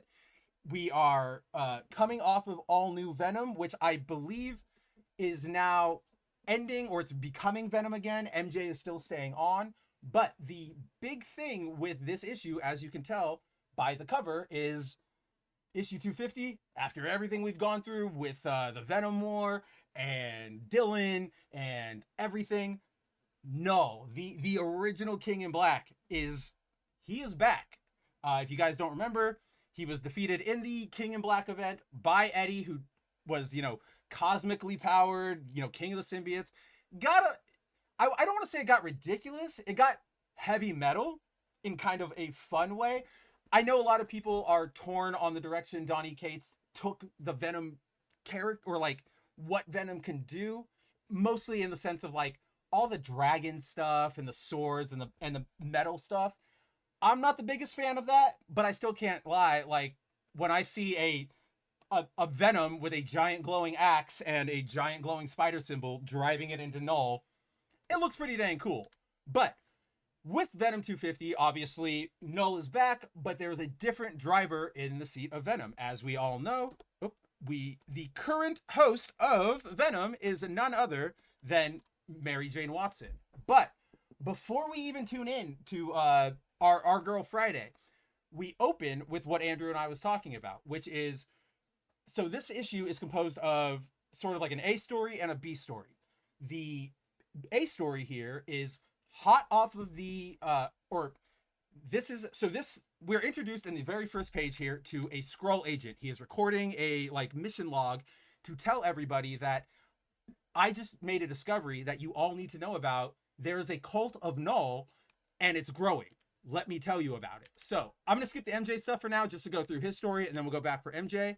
But in his story, he is assigned to go investigate a new Chitauri queen who was, you know, building up the Chitauri's armies. She was anti-Skrull, Skrull Kree alliance.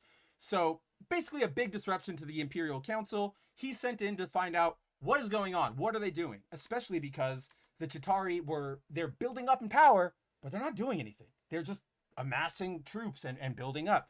So the Skrull agent drops in and he discovers that the queen is not actually alive anymore. She actually got taken over by a symbiote, and now the entire planet is just a fucking hive, like the alien room, or the facehugger room in Alien. It's like that, but the entire planet for symbiotes. After making that discovery, the Skrull jets out of there. Hold on. Before that, here's where it ties into all of Imperial. As the Skrull is trying to get away, as he is fleeing the Chitauri homeworld, his first instinct is like, oh, I gotta put in a distress signal to the Imperial Council. They'll come with like backup. They'll bring the Wakanda army, the Novas, the Guardian, like everything's gonna come. We'll stop this. Skrull bro. Yeah, Skrull bro. But unfortunately, because Imperial has just happened and everything is in chaos, there is no Imperial Council anymore. His call goes unanswered. So he just takes off into space, and he comes across a Kree space, or space, or what am I trying to say? It's like a Kree space station. Yeah, station. That's what I was looking for. Thank you. And assuming that everything is still good, like we're still in an alliance, we're still a council, he lands looking for help. Unfortunately, as he does, he discovers that obviously there are Kree there, and these are Kree separatists who were like, oh, all the rules are off. Now we can finally kill you guys again. Just like, that's what we were waiting for. We knew this alliance would never happen. Like, you're all dirty shapeshifters or whatever. Of course, the Skrull bro leaps into action. He's actually pretty cool. I don't think this is... He clearly knows his stuff. Well, he's clearly trained. They've clearly given him a lot of...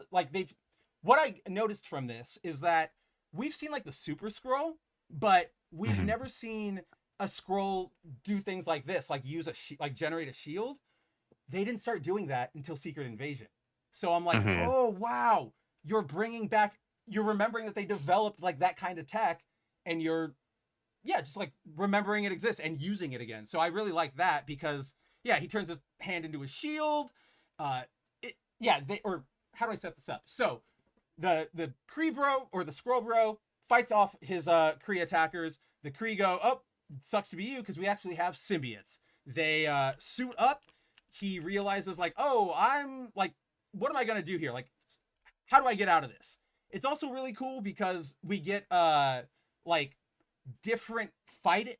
This is kind of what Andrew and I were talking about with, you can still write intelligent characters even if you're not going like super, quantum equations and everything on the page.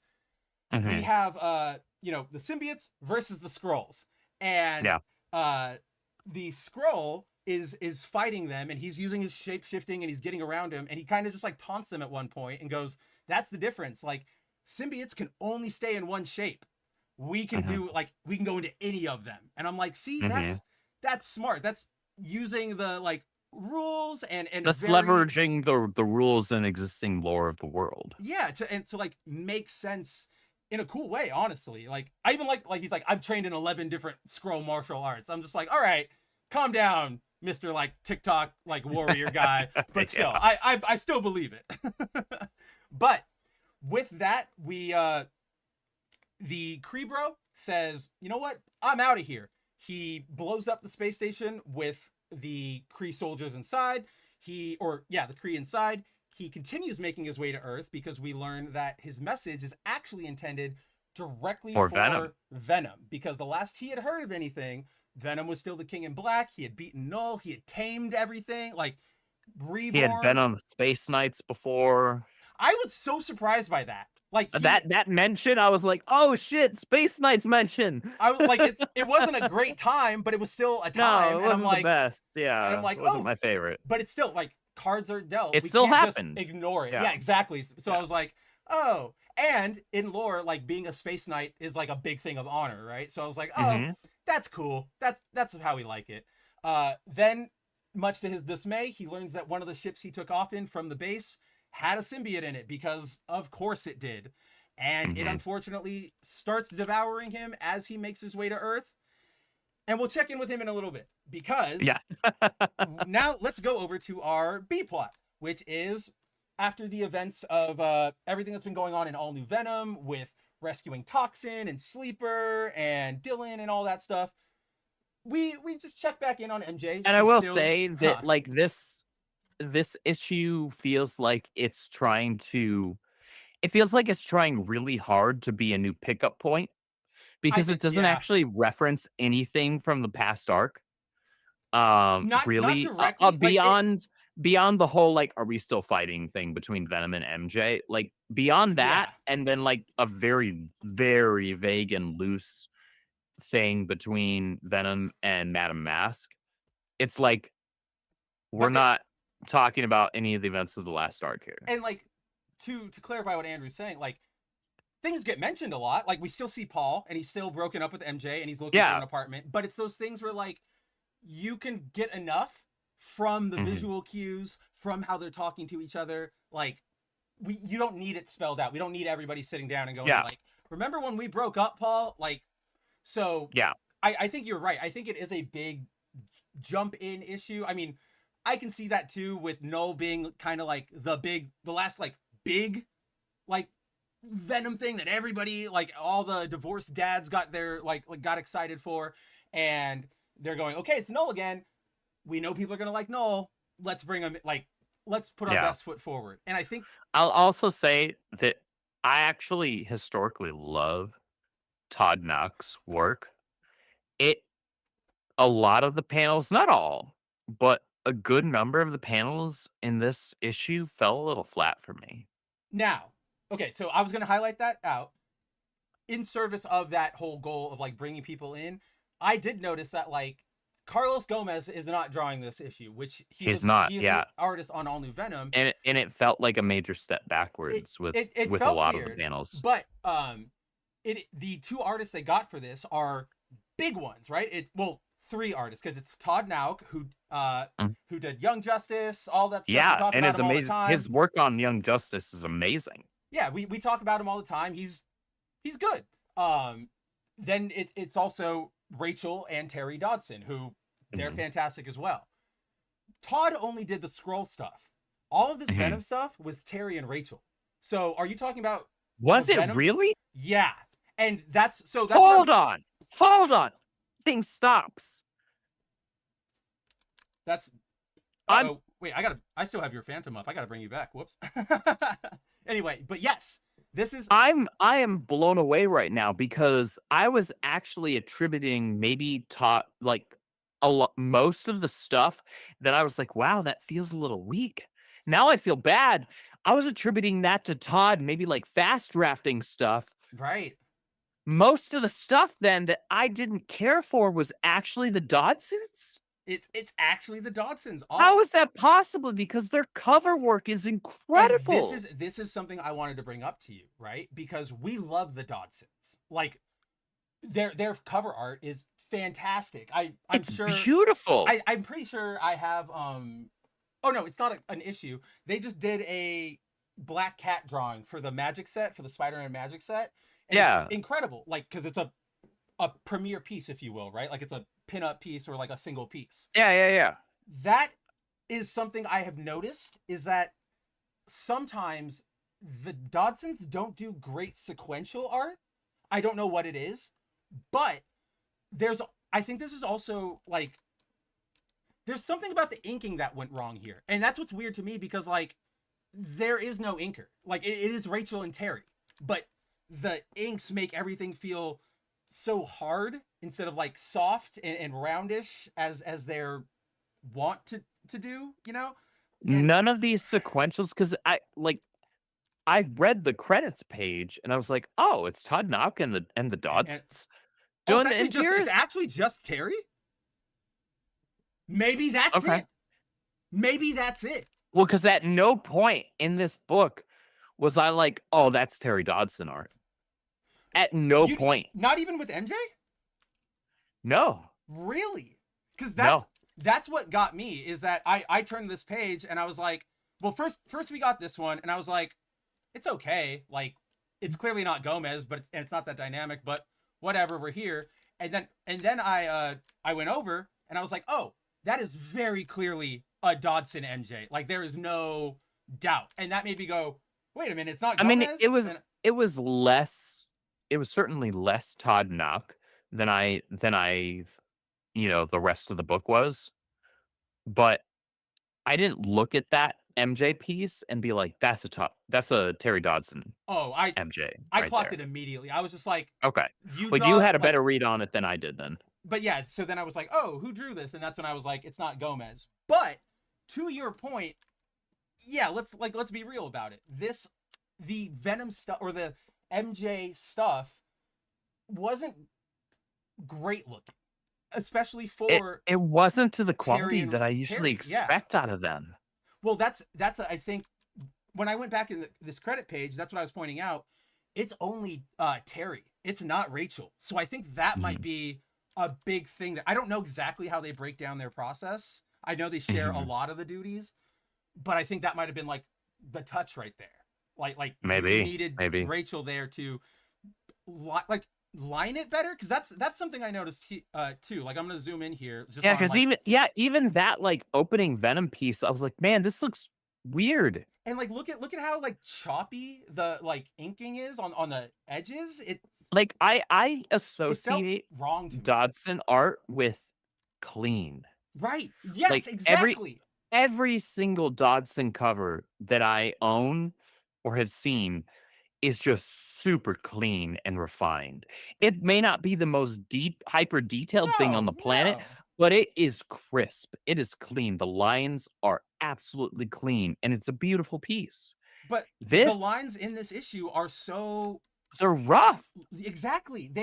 It looks like they tried to emulate a felt pen on a tablet and they just didn't get the settings all the way right. Which is okay, artists will experiment, but it's like you point out, this is Terry Dodson. There is a distinct smoothness to everything. Yeah. So like looking at all the artifacts and the little dots that come up just on MJ's hair here. Look at her chin, her nose. It's like, what are we? What happened? You can see the little choppiness on her chin with the ink line. Yeah. And it's like that doesn't feel like a Dodson piece at all. No, it doesn't. And so like that is why I did jump back the first time, because I was like, oh, this looks like Dodson. Is it? Oh, it is. Oh, and it's Todd. But you are right. Like it's really rough over on the Dodson stuff. It's really jarring. Which makes me kind of bummed, because they're better than this, or like Terry's better than this if he has Rachel along. And like this is a good book that, or like, you know, the MJ or all new Venom and, you know, The Carnage. story is good. It's all great right now, and you're doing this issue to clearly, you know, Knull is back, bring in everybody, right? Like get the fans, sell this one shot or this issue rather. And you like went all the way. Like you said, Todd, we're gonna get you. Terry, we're gonna get you. You did like 90% of everything, and then like 10% you dropped it, which in the grand scheme of things, okay, you only dropped 10%, but it's like it's 10% That that makes it 10% was a like make or break. exactly, yeah, like Because it's just when I closed this book, or at least okay, so because actually the mini story in the back of the book it's Carlos, yeah. was cleaner than the rest of it, right? Because Carlos, right? And so I was like, when I finished the main story, I was like, why wasn't this drawn by Carlos? I was kind of bummed by that too. Even though I you didn't had get two that. incredible artists, what they put into this, for whatever reason, was not what I would have expected from those two artists. And so I was just left with why didn't Carlos Gomez draw this? I was left with Because that just in his general, work yeah. on this series so far has been gorgeous. Like even his MJ has been like Dodson level, like pinup sexy, or like esque, not level, but like Dodson esque. Like Yeah. we highlight her all the time. So Carlos Gomez, Mary Jane Watson is a knockout. It also just felt insulting to me because, like, yes, from a business standpoint, get two amazing artists on it, but Carlos has been on this book since it started. He's already an amazing artist. You don't need to bring on a guest artist and be like, hey, we're pitching this big Hallmark milestone issue as being a big deal because not only are we bringing back this villain being Knull, but we're also putting two superstar artists on it. You already have a superstar artist on this book. You have Carlos Gomez.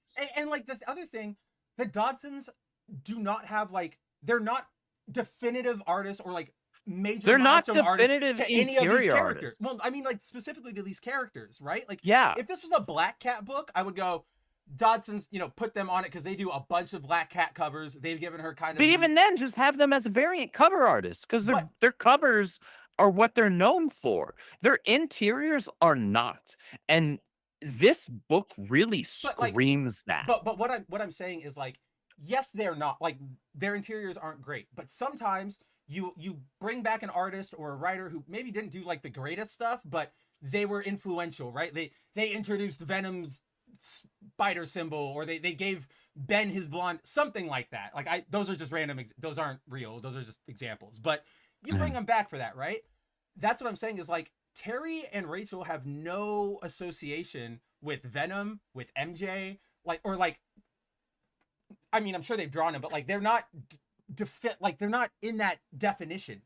You know what I mean? Like you don't think who's a good they're not Venom definitive artist. artists.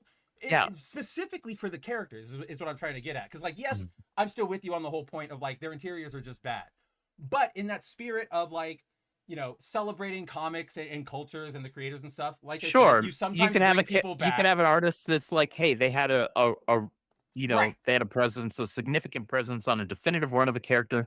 So like, yeah, yes.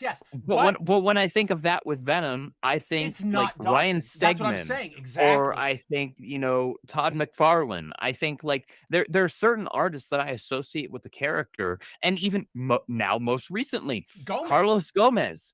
Yeah, his work on the character has been absolutely defining for this era of the character, and so I see no justifiable reason to not have him draw. Because here's the thing: if the entire time I'm reading and looking at somebody's sequentials, I'm trying to picture what another artist's work would look like with that exact panel, there's a problem. Yeah. The entire time I was trying to picture, what does this panel look like if Gomez drew it?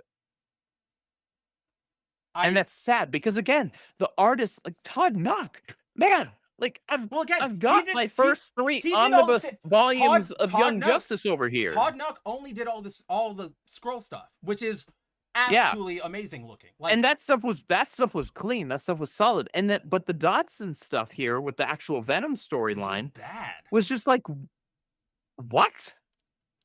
And that's what I'm getting at. It's like, I don't understand why you only got Terry, or why you got the Dodsons, why you only got Terry. Like, yeah, it's so, I don't know. It felt wrong. It felt bad. And unfortunately, Dodson doesn't really, it just gets kind of rougher for Dodson's art from here on out. And unfortunately, on top of that, not much actually happens in Well, this issue. This is what I wanted to ask you about, because this was a setup issue. Like, So- this does not feel like, so they were pitching this as, this is issue 250 of Venom, and we've got Knull on the cover, and we get two pages with Knull on them, but like, but then also it's him in a cage, and he's trapped, and and we get a kind of a cool reveal actually with Hela showing up. Good. And yeah, I was like, we'll oh, talk that about was it. a shocker. I was like, oh, that's a little bit of And a subversion of expectations that I'm okay in with. a good way, yeah. But but the rest of it, it just doesn't feel like, this feels like this should have been issue 249. This feels like is it should how have been this read. issue fucking 5, dude. Like, that's what I'm getting at is, yes, the scroll, like the Imperial scroll stuff, getting, all of that to Earth, that makes sense. Leave that. I have no qualms with that. But then here, it's MJ. So for those of you who haven't read the issue, it basically starts with MJ hanging out with the symbiote, swinging around. She gets a call from her agent, who's like, I got you a big role. You've got to go have this meeting. And, you kind of need to do this because your career's kind of fucking like in the toilet. Like, if you don't do this, I don't know what's left for you. So MJ goes, okay, I'm going to go, to my meeting. And she's having this talk with the symbiote about, power, responsibility, balancing things. And then all of a sudden she gets attacked by Madame Mask here. And once she finally gets up to catch Madame Mask, and I'll be honest, right? Like, it's kind of interesting how this fight unfolds, because Whitney, like Madame Mask is super skilled. Like, she only fires one shot, one grenade. She knows what she's doing, and she's playing with Venom, but Venom has to take it seriously because she doesn't know. And the entire time they're kind of cat fighting at each other, which is, it's just fun to it's the cat fighting dialogue is actually done really well. Yeah, well, I commented that to you. The cat fight dialogue is done very well. I love the dialogue here on this left page where Madame Mask is aiming at MJ, and she's like, "That's an interesting costume. Not very flattering. It looks a little masculine. You know what might improve it? Boom, a chest window." And I'm like, "Dude, that's awesome." And then that was funny. And then there's even the next line, because she goes, "That is where you keep your brains after all," which is that's a very catty thing to hit women with. But then she does the thing where it's she's being catty, but she's also telling the truth. No, isn't that where your brain goes? Because there's so much more Venom. That's literally where your head is. And it's just ooh, I like a right bastard character. And that's kind of what Madame Mask is being right here. Yeah. But to that point, they fight, we get a bunch of cool interactions, and then this was pretty cool too, where as we're talking about smart characters writing smart things, where they're getting disrupted by the sonic, or Madame Mask has sonic rounds in her gun. She's shooting them with that. It's hurting the symbiote. It's ripping them apart. And MJ kind of reminds him those only hurt us when you're solid, because you're trying to keep yourself solid. Just go go liquid, overexcite your molecules. And he does it instantly not effective. And I'm like, this is cool. I really love this. And then we get another instance of MJ sort of losing it to the symbiote, because she goes to suffocate Madame Mask, just knock her out. But as she's got her in her grip, she's like, "Oh, I'm gonna taste you. I'm gonna eat your brains." And it's oh, that's what happened last issue with Otto. What are we doing here? But then, so this is where everything sort of links back. As the Skrull discovers the symbiote in his ship, he says, "You know what? I know you're here. I'm taking us both out." And so for anybody who doesn't know space travel, when we come back into an atmosphere, heat gets generated from friction. You can temper or accelerate that by pulling back your rate of entry, your angle of entry. Generally, you want to slow down. You want to go at a softer angle so that you can kind of skip when you hit the ocean. Yep. The Skrull bro goes, "Screw this," and I loved this, man. I don't know why. Maybe because I've just never seen it, but he goes, he rams the jet's controls like full power, like, and he just rockets them into an atmosphere, causing way more friction than you would normally, to the point where like they heat up and they blow up. But yeah, like Yeah. that was really cool. Just Which like, his intent was obviously to fry the Oh, yeah. symbiote that was in there, the Clinton. But then like I like this about him being like a soldier type dude, because he's like, the symbiote's like, no, you'll die as well, and he's like, yeah, that's the point. Like that's why I'm here. And I'm like, Yeah. dude, this guy, I'm sad he's dead, because Scrobro was pretty freaking cool. But Scrobro was pretty cool.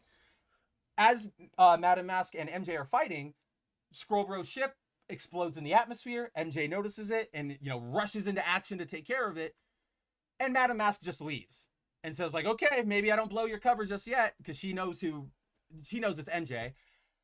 And it just like, what was the point of that? Like, why did you attack Venom now? Why are you even like, she says this thing about like, are you gonna leave me alone? Are you gonna stop getting into my plans? And I'm like, didn't she only interrupt one?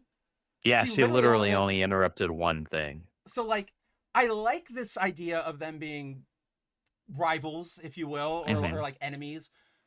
It just doesn't feel like we've earned this yet.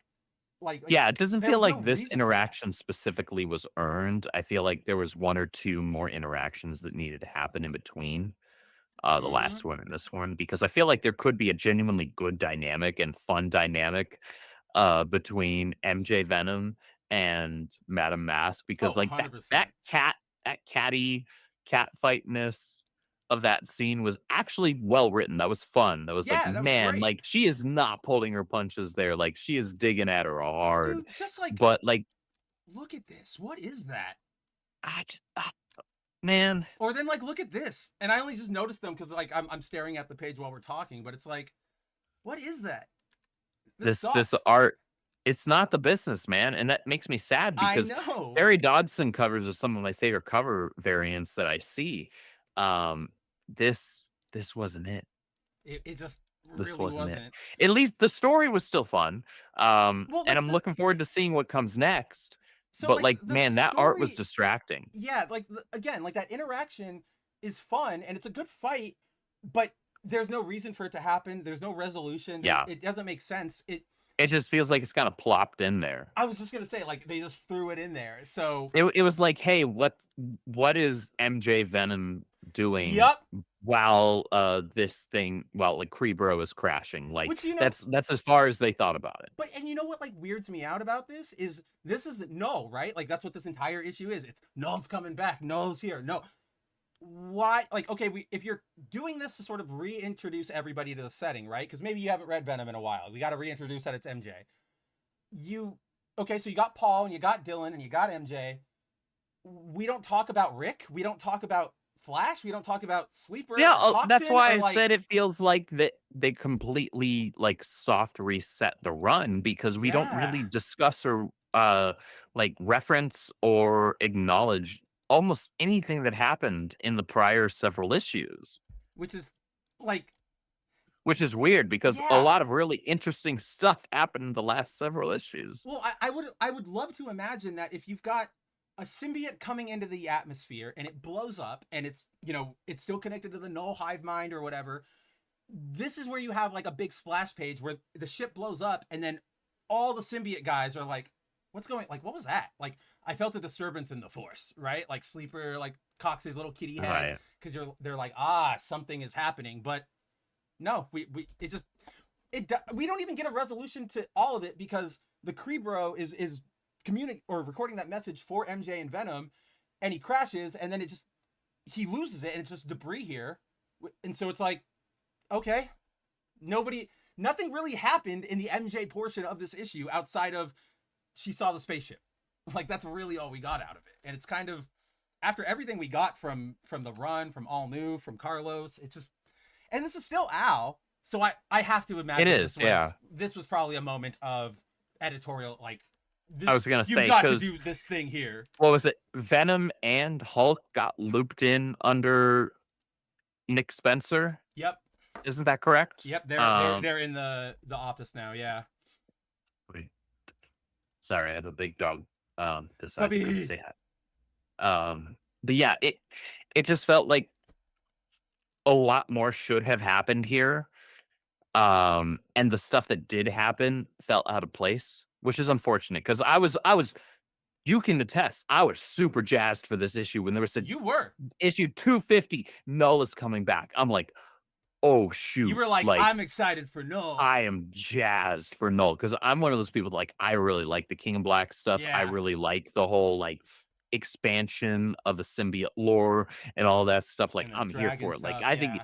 yeah, like I understand and respect that a lot of people aren't necessarily fans of all that. That's totally cool. Yeah. But I am, and so since that's what I thought they were giving us, I was like, yes, give me more, I right? definitely would And have this thought issue was just kind of underwhelming for a issue 250. I It would felt it yeah. felt like it like I said, it felt like this was issue 249. It felt Yeah, like this was the issue like that was supposed to the come before stopgap issue. 250. Yeah, like your Flash fighting bees issue because you knew 250 was Oh coming. god. Like that's Yeah. no 100%. And dude, like first of all, just look at what I pulled up. This I keep finding awful Oh examples gosh. in it. Like What even what is that? that? What are we even doing here? Like What is am I that? looking at?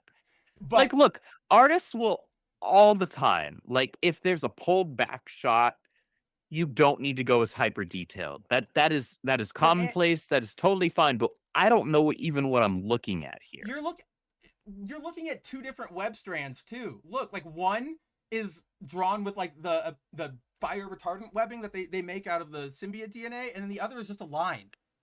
Like Yeah. what happened here, guys? But to your point, like I definitely would have expected this issue to end with a setup as to where we're going, right? Because even if you're let's say this was supposed to reintroduce everybody to MJ, right? And be like, this is where Venom is now. It does not give you any reason to keep going with Venom, right? Like, Yeah, I don't know where we're going with this. I don't know what's happening. I It doesn't give me enough to understand what the and point of this I arc is. genuinely thought 250 would have been MJ finally like MJ has been the symbiote and she's been like the superhero symbiote, but now she has to deal with fucking Satan, right? Like Right, what yeah. is that? Like I what is thought that like feeling? Holy the crap. proper to me, the proper ending splash page for this issue, obviously all the build up towards it would Yeah, have had to of have been course. completely different, but the ending splash is where you have Knull show up in front of MJ Venom being like this, right?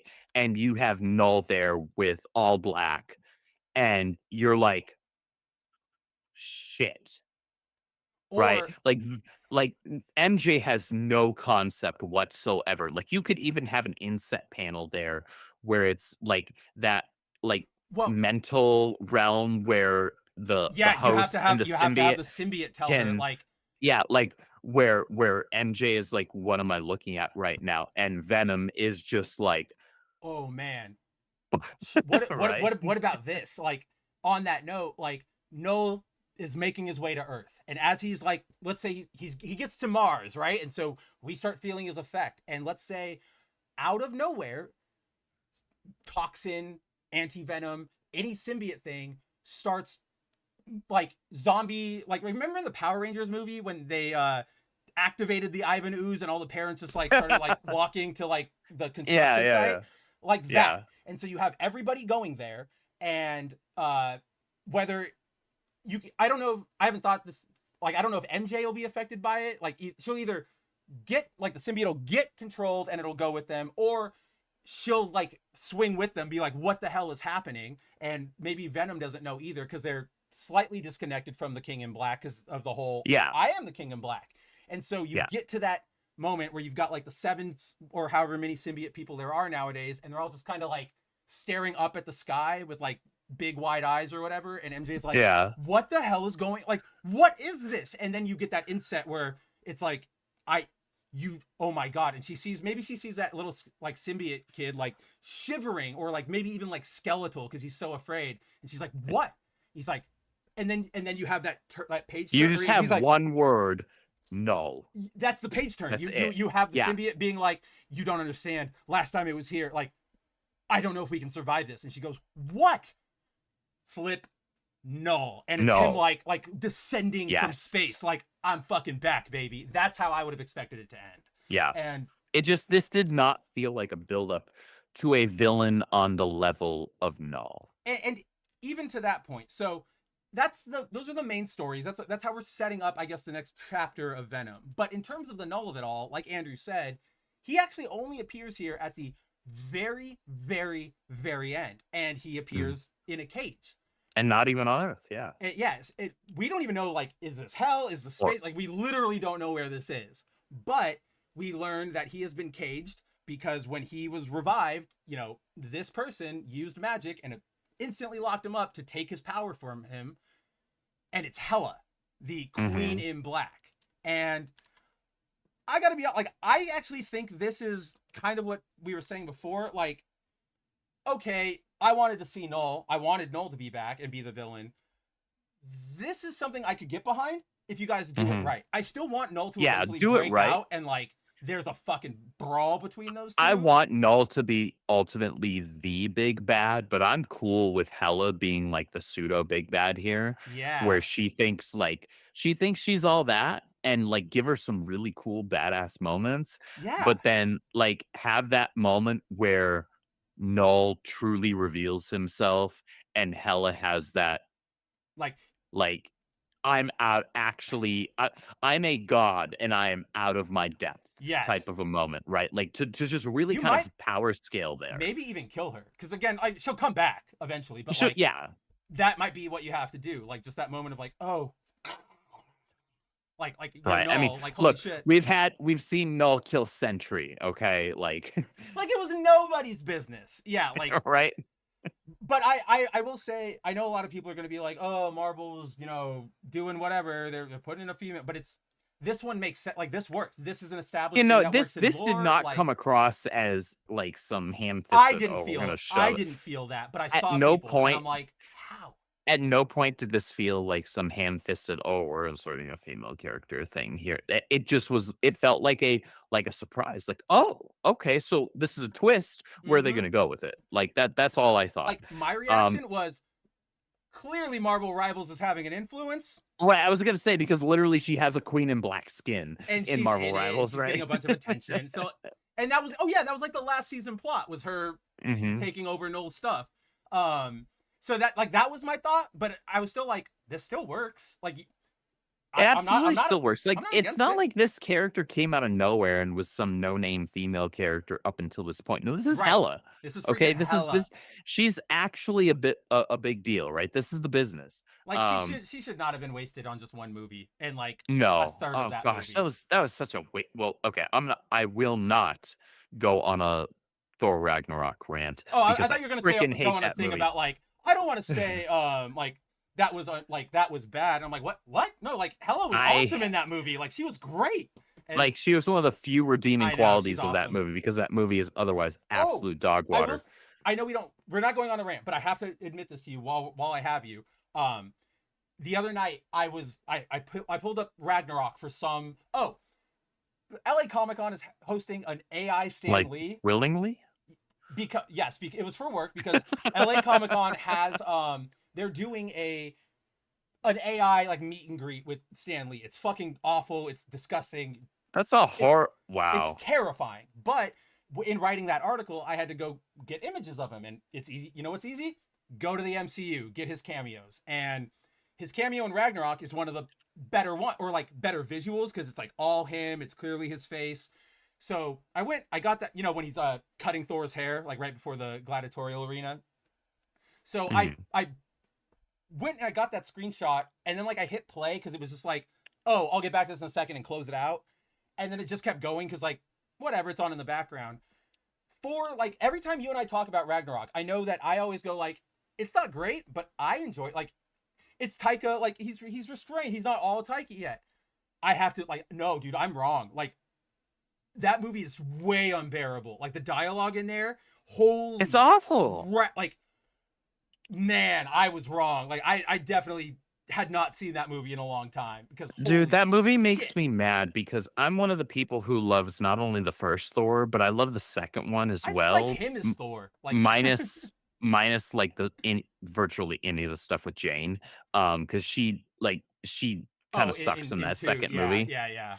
But like she's awful in number 2, man. Like everything else that happens in that movie though is like, oh, this is fun, or this is interesting, right? Or this is cool. And everything else but her is so good in that movie to me. I like. Yeah, in two, I agree with you. I will say for Ragnarok, I do still like just the visual moment of Thor and Hulk fighting in the gladiatorial arena. Like No, I that's agree. I cool. agree with that. But that was to me that was wasted Oh, on a like just an thousand overall percent. goofy ass movie that had like 1,000%. Oh it yeah, was playing with comic book concepts that are some of Thor's and Hulk's best moments, dude, they got the and Grandmaster in here, and it just pissed all over them. and then I do like that moment at the end, even though I fucking hate that Taika plays it for a joke. But at the end, when Banner is like, he's about to jump out of the ship and like go onto the Mhm. bridge to fight Fenrir or whatever, and uh, the entire time Valkyrie's been like, "Who is this nerd? Like, why is he traveling with us?" And he has that moment Mhm. where he's like, "I can do this," and she goes like, "What are you gonna do?" And he's like, "You what? Remember how you didn't know who I am? You're about to." And he like drops, and it's like, "Oh, that would have been like I like that setup." To the, You're like, about to have a like, Hulk moment, right? and like the mask reveal moment, right? Like, whoa, Mhm. that's cool. And then yeah, it's It's just a flop. Yeah. just like, come on, man, what are we Because doing? Taika Waititi cannot, He for the life can't of him, help himself. write a serious and good script. He is an absolute trash writer when it comes to this type of stuff. I was so excited for that idea of what is it, Jojo Rabbit, where it was like a young Nazi kid has Hitler as an imaginary friend. Because like, yeah, there's humor there, but I was like, you could also do some really like deep, or not like heavy, but like deep introspective stuff. Yeah. Did not go that. I was so mad. I was angry because I was He like, doesn't have the capability. He really genuinely doesn't. does not. It's He just, really does not. but I will He is say, not a serious person. to wrap this all up and not let us go into the Waititi hole, because I know we can. Uh, I like He in ruined my in MCU my Thor. head, kind of, he really did. In my head, the visual I see of like their like Hela and Knull fighting is, remember at the end of Ragnarok when she's like summoning like all the legions of hell and they're like descending. Mhm.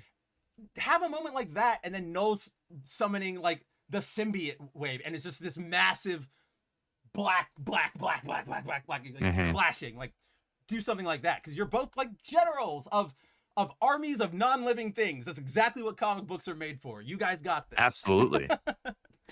But yeah, oh yeah, and then there's how do I put this? A good, like it is. So there's a backup story. It's about. It It's takes an place, interesting backup story. It takes place between was it Venom Lethal Protector issue something and 4 and something. I 5. can't 4 and remember 5. them. Yeah, it's 4 and Okay, 5. yeah. Like So the the art is original like beautiful. 94 series. Yeah, the art's beautiful. But I don't know. The story it feels like it needs one or two more pages to feel like a complete backup story. It Well, just kind of like leaves off. you know what it feels like? It feels like what we normally get in these big anniversary issues, right? Where you get like 3 or 4 little stories at the very end. Yeah. And like that would have made sense here, but this is the only one we get. And It's the only one we get, and it's an issue that also feels incomplete already on its own, and yeah. underwhelming on its own, which is man, so when you were showing me your thumbnail, Oh yeah. ideas for this week's episode, I was leaning towards the one with Knull on it, Yeah. um, because I felt like I mean, that was the one I was looking forward to the most this Yeah. week, and I was so underwhelmed with this It's issue. such a And bummer. that's not to say that I don't think the rest of this event is gonna play out well. I have enough faith in Oh Al no. Ewing, Yeah. but I think that this wasn't your issue 250. This This doesn't this was feel a, like your issue 250. you guys stayed like in one spot for too long, right? Like, Yeah. yeah, but I'm with you. While this was disappointing, I'm pretty sure, like, I have faith in Ewing. I trust in Ewing. I trust in Carlos. We I have don't, historical precedent to be able to believe in them. we really do. And then I guess I'll just say, like, I did laugh. Like, I forgot Eddie was a mullet guy back in the 90s. I He like that was. Carlos remembered that. And I was like, yeah, Yeah. buddy, this is why we love you, Carlos. But Yeah. yeah, guys, Knull is back. Very underwhelming. Let's see where it goes from here. I guess that's all we've got. But I think, speaking of a book that was underwhelming, let's close out tonight with a book that was well, I don't want to say whelming like I'm fucking Young Justice Robin, but like, damn, like this is what comic books are supposed to be, guys. Mike, you're probably going to mute us for now, but it is finally time to talk about Batman #2. Yes, we are at the second issue of Matt Fraction and Jorge Jimenez's not reboot, like refresh of the main Batman book. And how long has it really been a month since that one came out?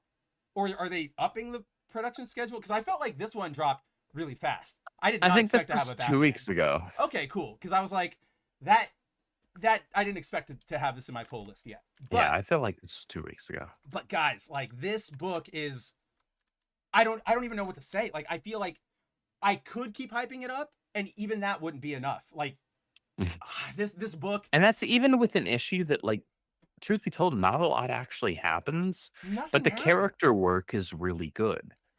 The character work in these so far 2 issues has been amazing. Yes, a lot doesn't happen, but we know that Fraction kind of made that the goal, right? He's like, everything is like, there's overarching stuff happening. Like the setting is continually changing or like evolving, but every issue is going to have it. Like you can pick it up and read that story and you're good. Like you will have a satisfying beginning end right there, which is like, yes, we need more of that. We need that. And he's pulling it off. So if you guys remember last issue, Andrew and I were super huge fans of sort of everything they were doing, the bringing back Batman to his like core rogues gallery, making him way more of a detective than just a bat god. This issue, we turn to the Boy Wonder and we get to see how Fraction is handling him.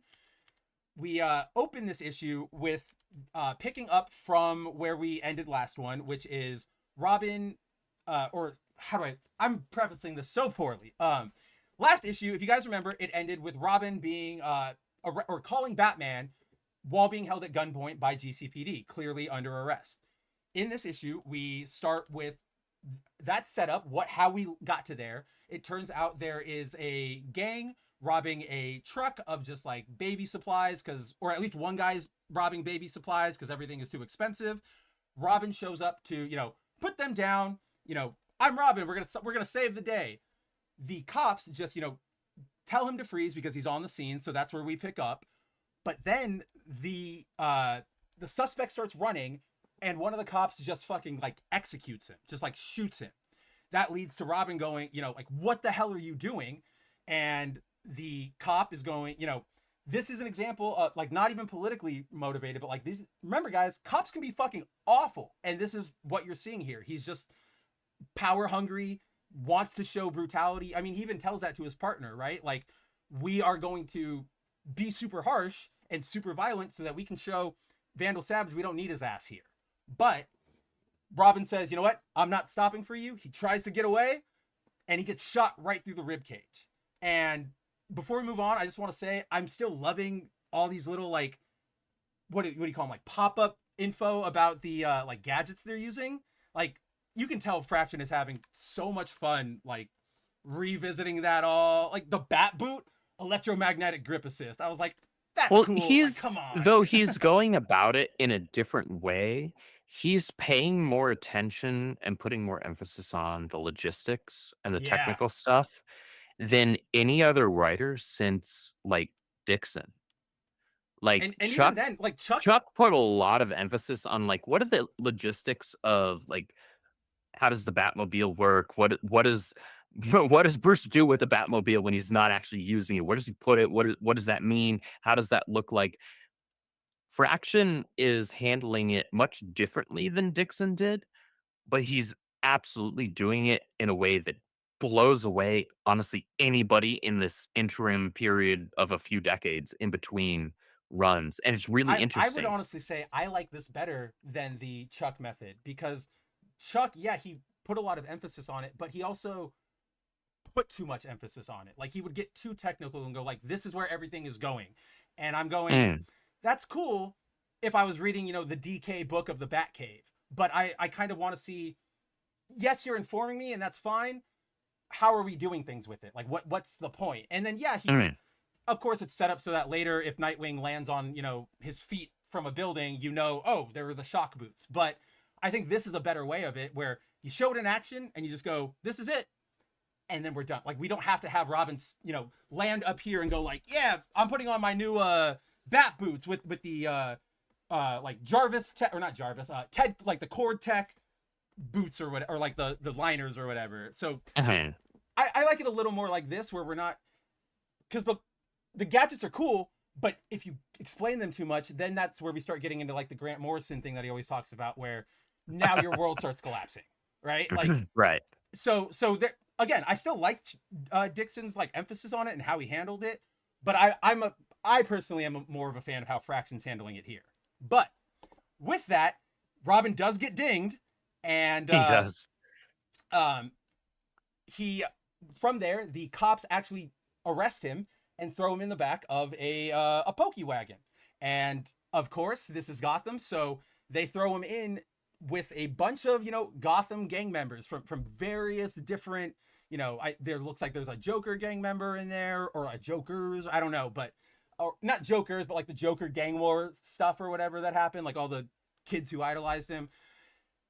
Of course, this is done to be a specific dick to Robin, you know, like that's what you get for resisting arrest. There is, you know, the cop's partner is going like, isn't this a little overkill? And the guy's going like, nope, I don't give a shit. Like, not only does he not give a shit, he starts going out of his way to fuck everybody up in the back of the truck. Like, he starts like hitting every pothole as they're driving, taking turns real hard. Of course, he thinks this is going to, you know, get Robin all beat up and disorient him, but this is freaking Robin. So we get this amazing in action, like graph almost, or like diagram almost, of how Robin is like maneuvering and flipping and just using the truck to his advantage and all of the slippy slidey chaos that's happening in there. Eventually, the cop like slams on the brakes, pulls everything over, or he you know, he's still trying to get Robin. Eventually, they hit a bat spike strip where it looks like Batman had put it down, like Batman himself, or not looks like he did. Batman goes to Robin, you know, gets him out of there. As they're, you know, about to abscond and, you know, get out of the crime scene, the asshole cop draws on Batman and says, like, I'm going to shoot you if you move, and I'll shoot you again, Robin, if you don't comply. And the other cop's like, what the hell are you, like, they're Batman and Robin, like, what are you doing? And Batman straight up is like, I'm not on the side of police brutality, which sets off the other cop, and we get this awesome moment of, remember how last issue was like, this is how Batman's a detective? Like they were showing, you know, the little glove thing and how he went and saw Croc wasn't fighting anything. Here we see what it's like for Batman to be a team, like work as a team. Because as the tensions start flaring, Batman gives a look to Robin, Robin gives a look to Batman. As both cops fire, they have this sort of like formation plan where they both dive in front of like one of the other cops' guns, take the bullet, and then, you know, disarm them, take them out, however you need it to be. It's super cool. I'm loving I don't know. I just love how Fraction's handling all this stuff. But then at the end of this, we get the bloodthirsty cop. He is still conscious, and he picks up his shotgun and he domes Batman. He hits him right in the back of the head. Right in the back of the head, base of the neck. Nothing misses. There's no buckshot going behind him. Like, everything went right there to the back of his brain. Because of that, to get out of the crime scene, Robin realizes, like, all right, I'm going to have to be the one to drive the Batmobile. Like, let's go.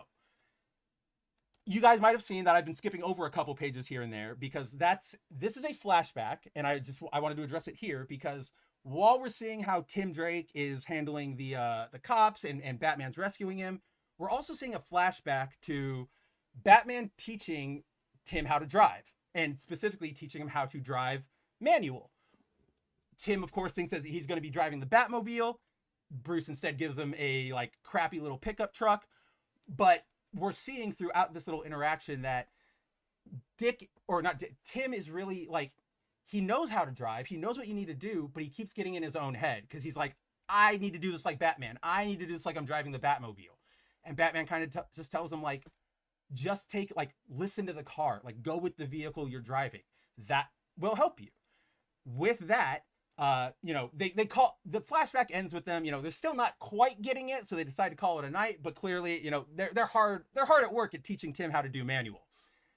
With that, when Batman regains consciousness and they realize, like, okay, we've got to get you out of here, Tim puts Batman in the Batmobile and he's like, I'm driving. And Batman keeps going like, nope, I'll drive. Like, I'll do this. And Robin just keeps having to go like, sit down. Like, what are you doing? And it's playful while also like, you know, it's a guy banter. It's really what it is. This moment right here, man, this made me laugh out loud so genuinely hard because, sorry, I got wrapped up, but because we've been learning this entire time that like Tim was like having trouble with stick shift and manual, he gets in the Batmobile and he goes, how many gears does this thing have? And Batman straight up is just like 13.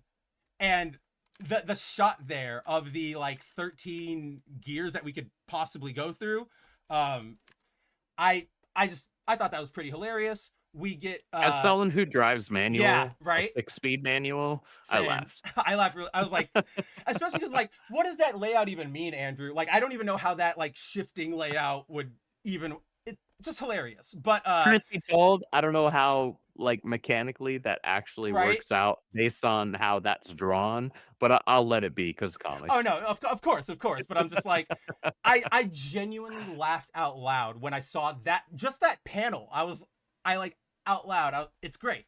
But then, and I just love this entire interaction right here. Cause then like Robin's like, of course, why do you need 13 gears? And Batman's like, I got the standard 9, then 3 quantum gears for use during spatio-temporal crisis events, which is like, of course you would. And then he says, then there's the secret gear.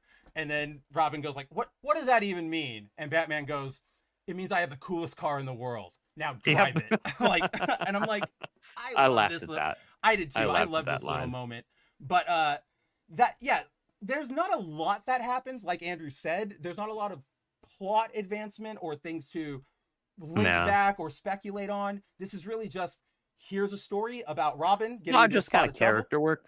Yeah, which I'll say I appreciate it, like doing something that really focuses on Tim's cool factor. Yeah.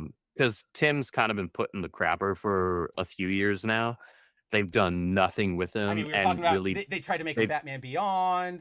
Then they tried to make him Red Robin for real, even though that's supposed to be Kingdom Come.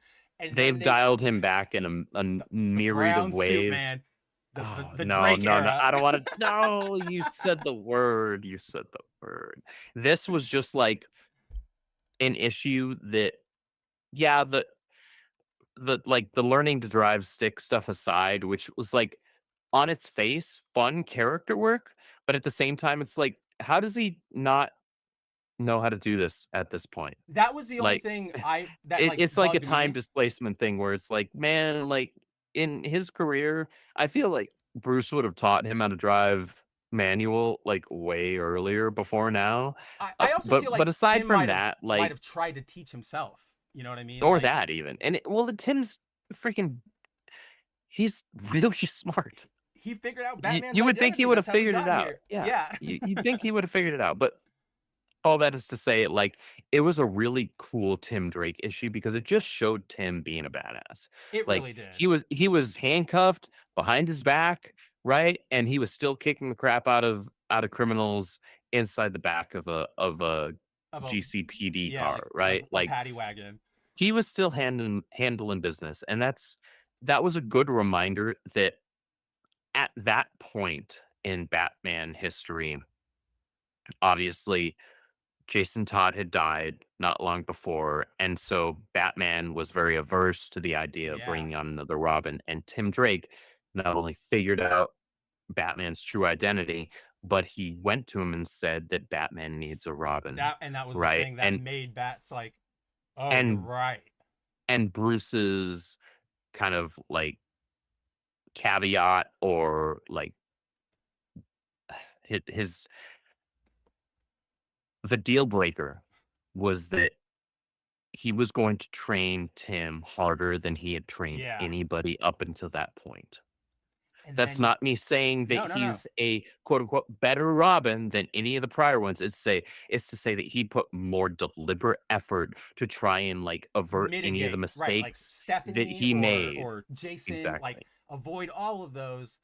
Any of the mistakes that he knew he had made And in raising up Dick and raising up Jason, he was going to try and mitigate as much as he possibly could. And that's why Tim is such a good I Robin, love him as because Robin. he might not be as athletic as Dick. Dick. He might not be as deadly a combatant as Damien, right? He might not be as just like in your face as Jason, Yeah. but he's kind of like able to balance, like, the best of all of those. He's He really almost a is. jack of all trades Robin, Yeah, right? Where he kind of he's is, able to yeah. take advantage of the best of all of that stuff while also being most like Bruce, I would say, Well, when I it mean, comes to that, and that's why he's the one that Bruce said one day Tim is gonna be the is going to world's be greatest detective, yeah.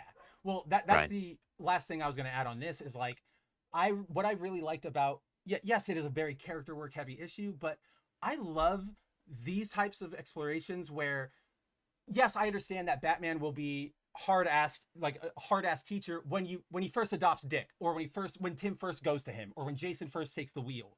But Mhm, after time, once you make him a Robin, you would expect like you're my partner. Like I trust in you. Too mhm. often we get, up until like Tim or Jason dies or Dick graduates, like Bruce is continually like, no, know your place. And I'm like, no, I like when That's not how he would be.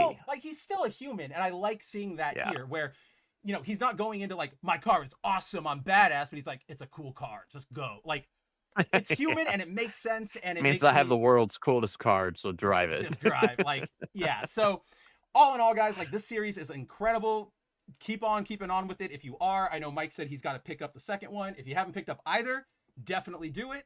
And then it really just ends with Vandal Savage, who is the GCPD commissioner, declaring Batman and Robin are enemies of the city. They can be arrested, shot, or what are they? Criminal combatants and enemies of the GCPD. So we'll see how that plays into the rest of them. But yeah, man, like I had so much fun with this issue. I laughed. I thought there were like cool action moments. There were points that made you think, right? Like you could have Mhm. easily turned that cop moment into like, let's just rail against all cops. But we showed the dichotic or like how complicated it can be, where like, Yeah, no, you had the one guy that was a complete kind of like whether it was innate power hungriness or whether he was just like really buying into Ra's al Ghul's stuff, right, yeah. right? Or no, Vandal Savage, Oh yeah, yeah, yeah. buying into I his think I said nonsense. Roz too. Yeah, Vandal. Um, or if, he was just that kind of guy. But you had the other guy as well who was like, man, like Like this is this a is bit too too far. much. Like we don't need to be doing this. Like these guys are on our side. What are we doing here? And then Right. I And so that's because people are more than one thing. Not exactly all like the people of world is any one group. complicated. Yeah, not all people of any one group are Well, like one thing or another. that's what I loved about this here too, right? Because like we got that just from good cop over here, bad cop over here. That's pretty surface level of like everybody is different, like whatever. But then after the guy gets shot, he's like like the good cop gets shot and he's like on the ground. He gets shot. He's just shot like at his partner, and he's like, I'm sorry, like I like he still like cares about him. He's still like Yeah. you're still my brother in arms, which is like, Mhm. what is that? Like that's a whole bag of worms, right? So yeah, The Fraction world, the truth is that the world is a lot more complicated than maybe the mainstream media would have you believe on whatever side. on Like any on whatever people topic, yeah. people are really complex. That's on the honest to God truth. People are complicated, and the truth of matters end up being a lot more complicated than anyone What you can fit into a mostly would headline have or a you believe. tweet or a video. Yep, every time. So keep that in mind, guys. Always be looking out there. Always get the facts. I guess I'll just close this one out by saying I know exactly why you and I were saying Ra's al Ghul. He looks like absolute Ra's al Ghul. Like He just kind of does. I don't even. He even has the knot. Like he has Hmm. the top knot there. So like I think Yeah, that's where we got that might be it because mixed I up on read it. this. I don't remember if I read this right before or right after I read Absolute Superman, but like yeah, his design is right down to the suit and everything. I Like, know, right? He's only missing like the Omega tattoo that he has on like his eyes or whatever. yeah, But basically. yeah, guys. Whoa, wrong screen all over the place. But I think with Batman #2, I think that's a good place to call it for tonight. What do you think, Andrew? I think so. Guys, if you're not reading Matt for Action and Jorge Mendez's Batman, this is a great jumping on point. It's a beautiful book, both in I saw that on the shelf and I was like, I gotta get that. That's my boy Jorge Mendez. I saw cover A and I was like, I don't really, because I wanted this one, right? Like I got the Robin just to my shop was out of that one. That was the one everybody wanted. I need to go look and see if I can find it at my other shop, because I told this to Andrew when I got to my shop. Like I was 2 minutes late today to opening because like I got stuck at a light. I got in there, none of these were on the shelf, and I went, oh, that sucks. One guy in front of my face put it back, and I went yoink, and that's the only reason I got it. So. But then, yeah, I was like, okay, I only need that one. And then I saw this bad boy sitting there, and I was like, Virgin Jimenez? How could we not? How could we not? It's so good. But yeah, guys, I think that's it for tonight's show. Andrew, what have you got going on? You've always got fun things going on. You just closed out RIPPAVERSE #5 in order to launch to relaunch it, re-release it, if you will. Yeah, break down what's going on over here. So, for those of you who do not know, I had my short story debut in RIPPAVERSE #5 with my short story Blue Shift tryouts, introducing Zephyr Arland, who is our first speedster, our solo speedster. I put a lot of work and effort and blood, sweat, and tears in developing this character, and his debut was in RIPPAVERSE #5. However, though that collection has since closed as of last Friday and did fantastically. Is it not thank you. Don't you guys sell after? Yeah. People can still pre-order it. Okay. Where do you get? I'm looking on your site. Where do I go? Do I just go comics? You just go store, and then you can search by. Because I'm stupid. Because it's literally the first one, and my mind just went over it. Like that's You're on good. Me, everybody.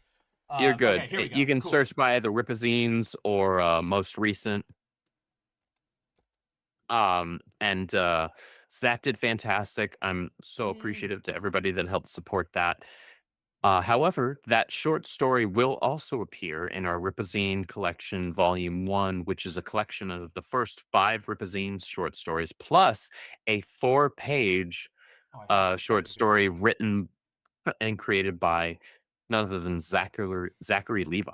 How did you guys like keep that under wraps? I'm genuinely shocked. I'll tell you how he kept it under wraps. We didn't let anybody who's very spoiler happy know about it. It was kept very secret. It was kept secret. It was kept safe. I legitimately like when I saw the announcement and I was like, oh cool, RIPPAZine. That's not the right account. And I hovered over it and I was like, it is Zachary. What the frick? Like, and yeah. So it's in. It's not like it's in partnership with Zachary Levi and his charity organization Nerd HQ, which provides mental health care services for people who can't otherwise afford them. Which is that's a big deal because mental health care services, for those who don't know, that stuff's expensive, like super expensive. There's a reason why most there's a reason why most people that are in that profession look like they're living pretty well, and it's because they make a lot of money, because it's not cheap at all. And so we're really happy to be proud of that. We're supporting that organization with all the sales that we do with this collection. So we're super proud to be part of this collaboration. And I think people are going to really find it interesting. But yes, my short story is part of this collection because it does have the first 5 short stories collected into this book as well. 4 headlined authors. Look at that's cool. Well, 5, I guess technically with Zach, but I will say cool. I did not. I had 0 input, and I gave 0 input and direction on the thumbnail and graphics for this. I let my video asset manager and her team decide what they wanted to do in terms of what characters to put where, and they wound up putting mine on a couple of the graphics, and so I'm very thankful and appreciative to that. Hopefully, they have to. People, you can't say it's in the collection and not let people know it's in the collection. Well, yeah, you never know. But I'm very proud to be part of this. Yeah, I'm very proud to be have a small part of this project. that Small I'm part. a You're part like of. a fourth of it. Look at the trailer right there. 4 characters. Well, that's A a different fifth, thumbnail. technically. But But yeah, oh yeah, there are 5 on there. But I'm super 4 happy about it. And 4 pieces. yeah. But thank you everybody that's been supportive of this so far. Check it out if you had not checked out any of the previous 5 Rippazines. This is a great jumping on point. I think the base softcover version, which is like 104 pages, Wow. is like 18 Yeah, bucks. holy crap. That's nothing, guys. 18 bucks, 104 pages. Check it out. It's got 5 short stories between 13 and 16 pages. Mine is one of the 16s. And then it's also got the 4-page short story preview by Zachary Levi. But why So check isn't that out. Blue Shift on any of the covers? This is a legitimate like question for me because I was like, oh cool, it's the collection. Then I went, I might pick it up if Andrews is in it, right? Like give you more love. And then I went, why the fuck do I not have like a Blue Shift option? Like I don't care about the rest of you. I mean I do, but I want my Blue Shift. I appreciate you. But guys, please check it out or consider checking it out. You guys are awesome. Thank you for checking out the show. Be sure to check out Good Mav Ugly tomorrow if that's happening. Yep, we'll Is definitely that- be hanging okay. out. We've got a bunch of Spider-Man magic cards to open, so we'll hang out, do a bunch of that, Ooh, find some there you things go. that I'm super excited to finally do like so many things. Okay. Over the freaking year, Andrew, there have been so many things where I'm like, I got this. I'm going to send your care package out. Because Andrew and I, for those of you who haven't picked up on it, we talk about it all the time. We'll pick up things like, oh, I saw a cover you might like, or oh, there was this card that whatever, and we'll send it to each other. We call them like drop packages, supply drops, whatever. I've been meaning to send you one for like ever. And like literally when we were talking about it earlier about Dan Didio and Nightwing and Superboy and Infinite Crisis, I was going to say, remember the story Dan Didio did in the DC, like I Know What You Did Last Halloween special that I have for you, but I haven't sent it to you. So I was like, oh, that's right. But finally, like every week, ever since like July Comic-Con, when I got our things, I was like, okay, this week it's going to go. And then it's like 2 weeks, this thing is releasing. And I'm like, okay, fine, I'll hold on to it. With the Spider-Man cards, once those are done and I can go like, okay, this is going to Andrew, this is going to Andrew. I'm shutting off the stream and I'm running over to the post office. Like it's going to finally happen. But yeah, I got to run over to my local post office to send you your package as well. But that's for but us. I appreciate you. We'll Thank take care you. of that behind the scenes. And take it easy, guys. Check out RIPPAVERSE. Check out Bounding into Comics. Come back next time, same bat channel for another episode of Foil Variant. And yeah, go read Batman. That's really all I've got. Read Batman, yeah. Oh, look at that. I'm not going to lie. I fell asleep while this was on mute for Batman. Look at life works out, Mike. We're just glad to have had you. We're glad to have had you. Thank you, brother. Clone Geek. Mary was here. We had, who else? Oh, we had Emily for a little bit. We had freaking Punk. We had Timon. For everybody who showed up and chatted with us, and for everybody who I see you watching us afterwards in the VOD, thank you. We couldn't be doing this without you. And yeah, I don't have a 4th sign up, so I'm just going, or a sign off. So I'm just going to go over here and hit our outro and say Run the good night, outro. everybody. Never before have we had greater face a complex, rapidly changing world. Think of it a moment. It is a world in which supersonic speeds are commonplace. It is a world that has seen the coming of the atomic bomb. It has seen the rise of the total state, the dictator, and the mass man. It is a world of new sensations, new excitements, new distractions. So much to be learned by so many in so little time. And I suppose you're here with no agenda, as per usual? On the contrary, I'm here for comics.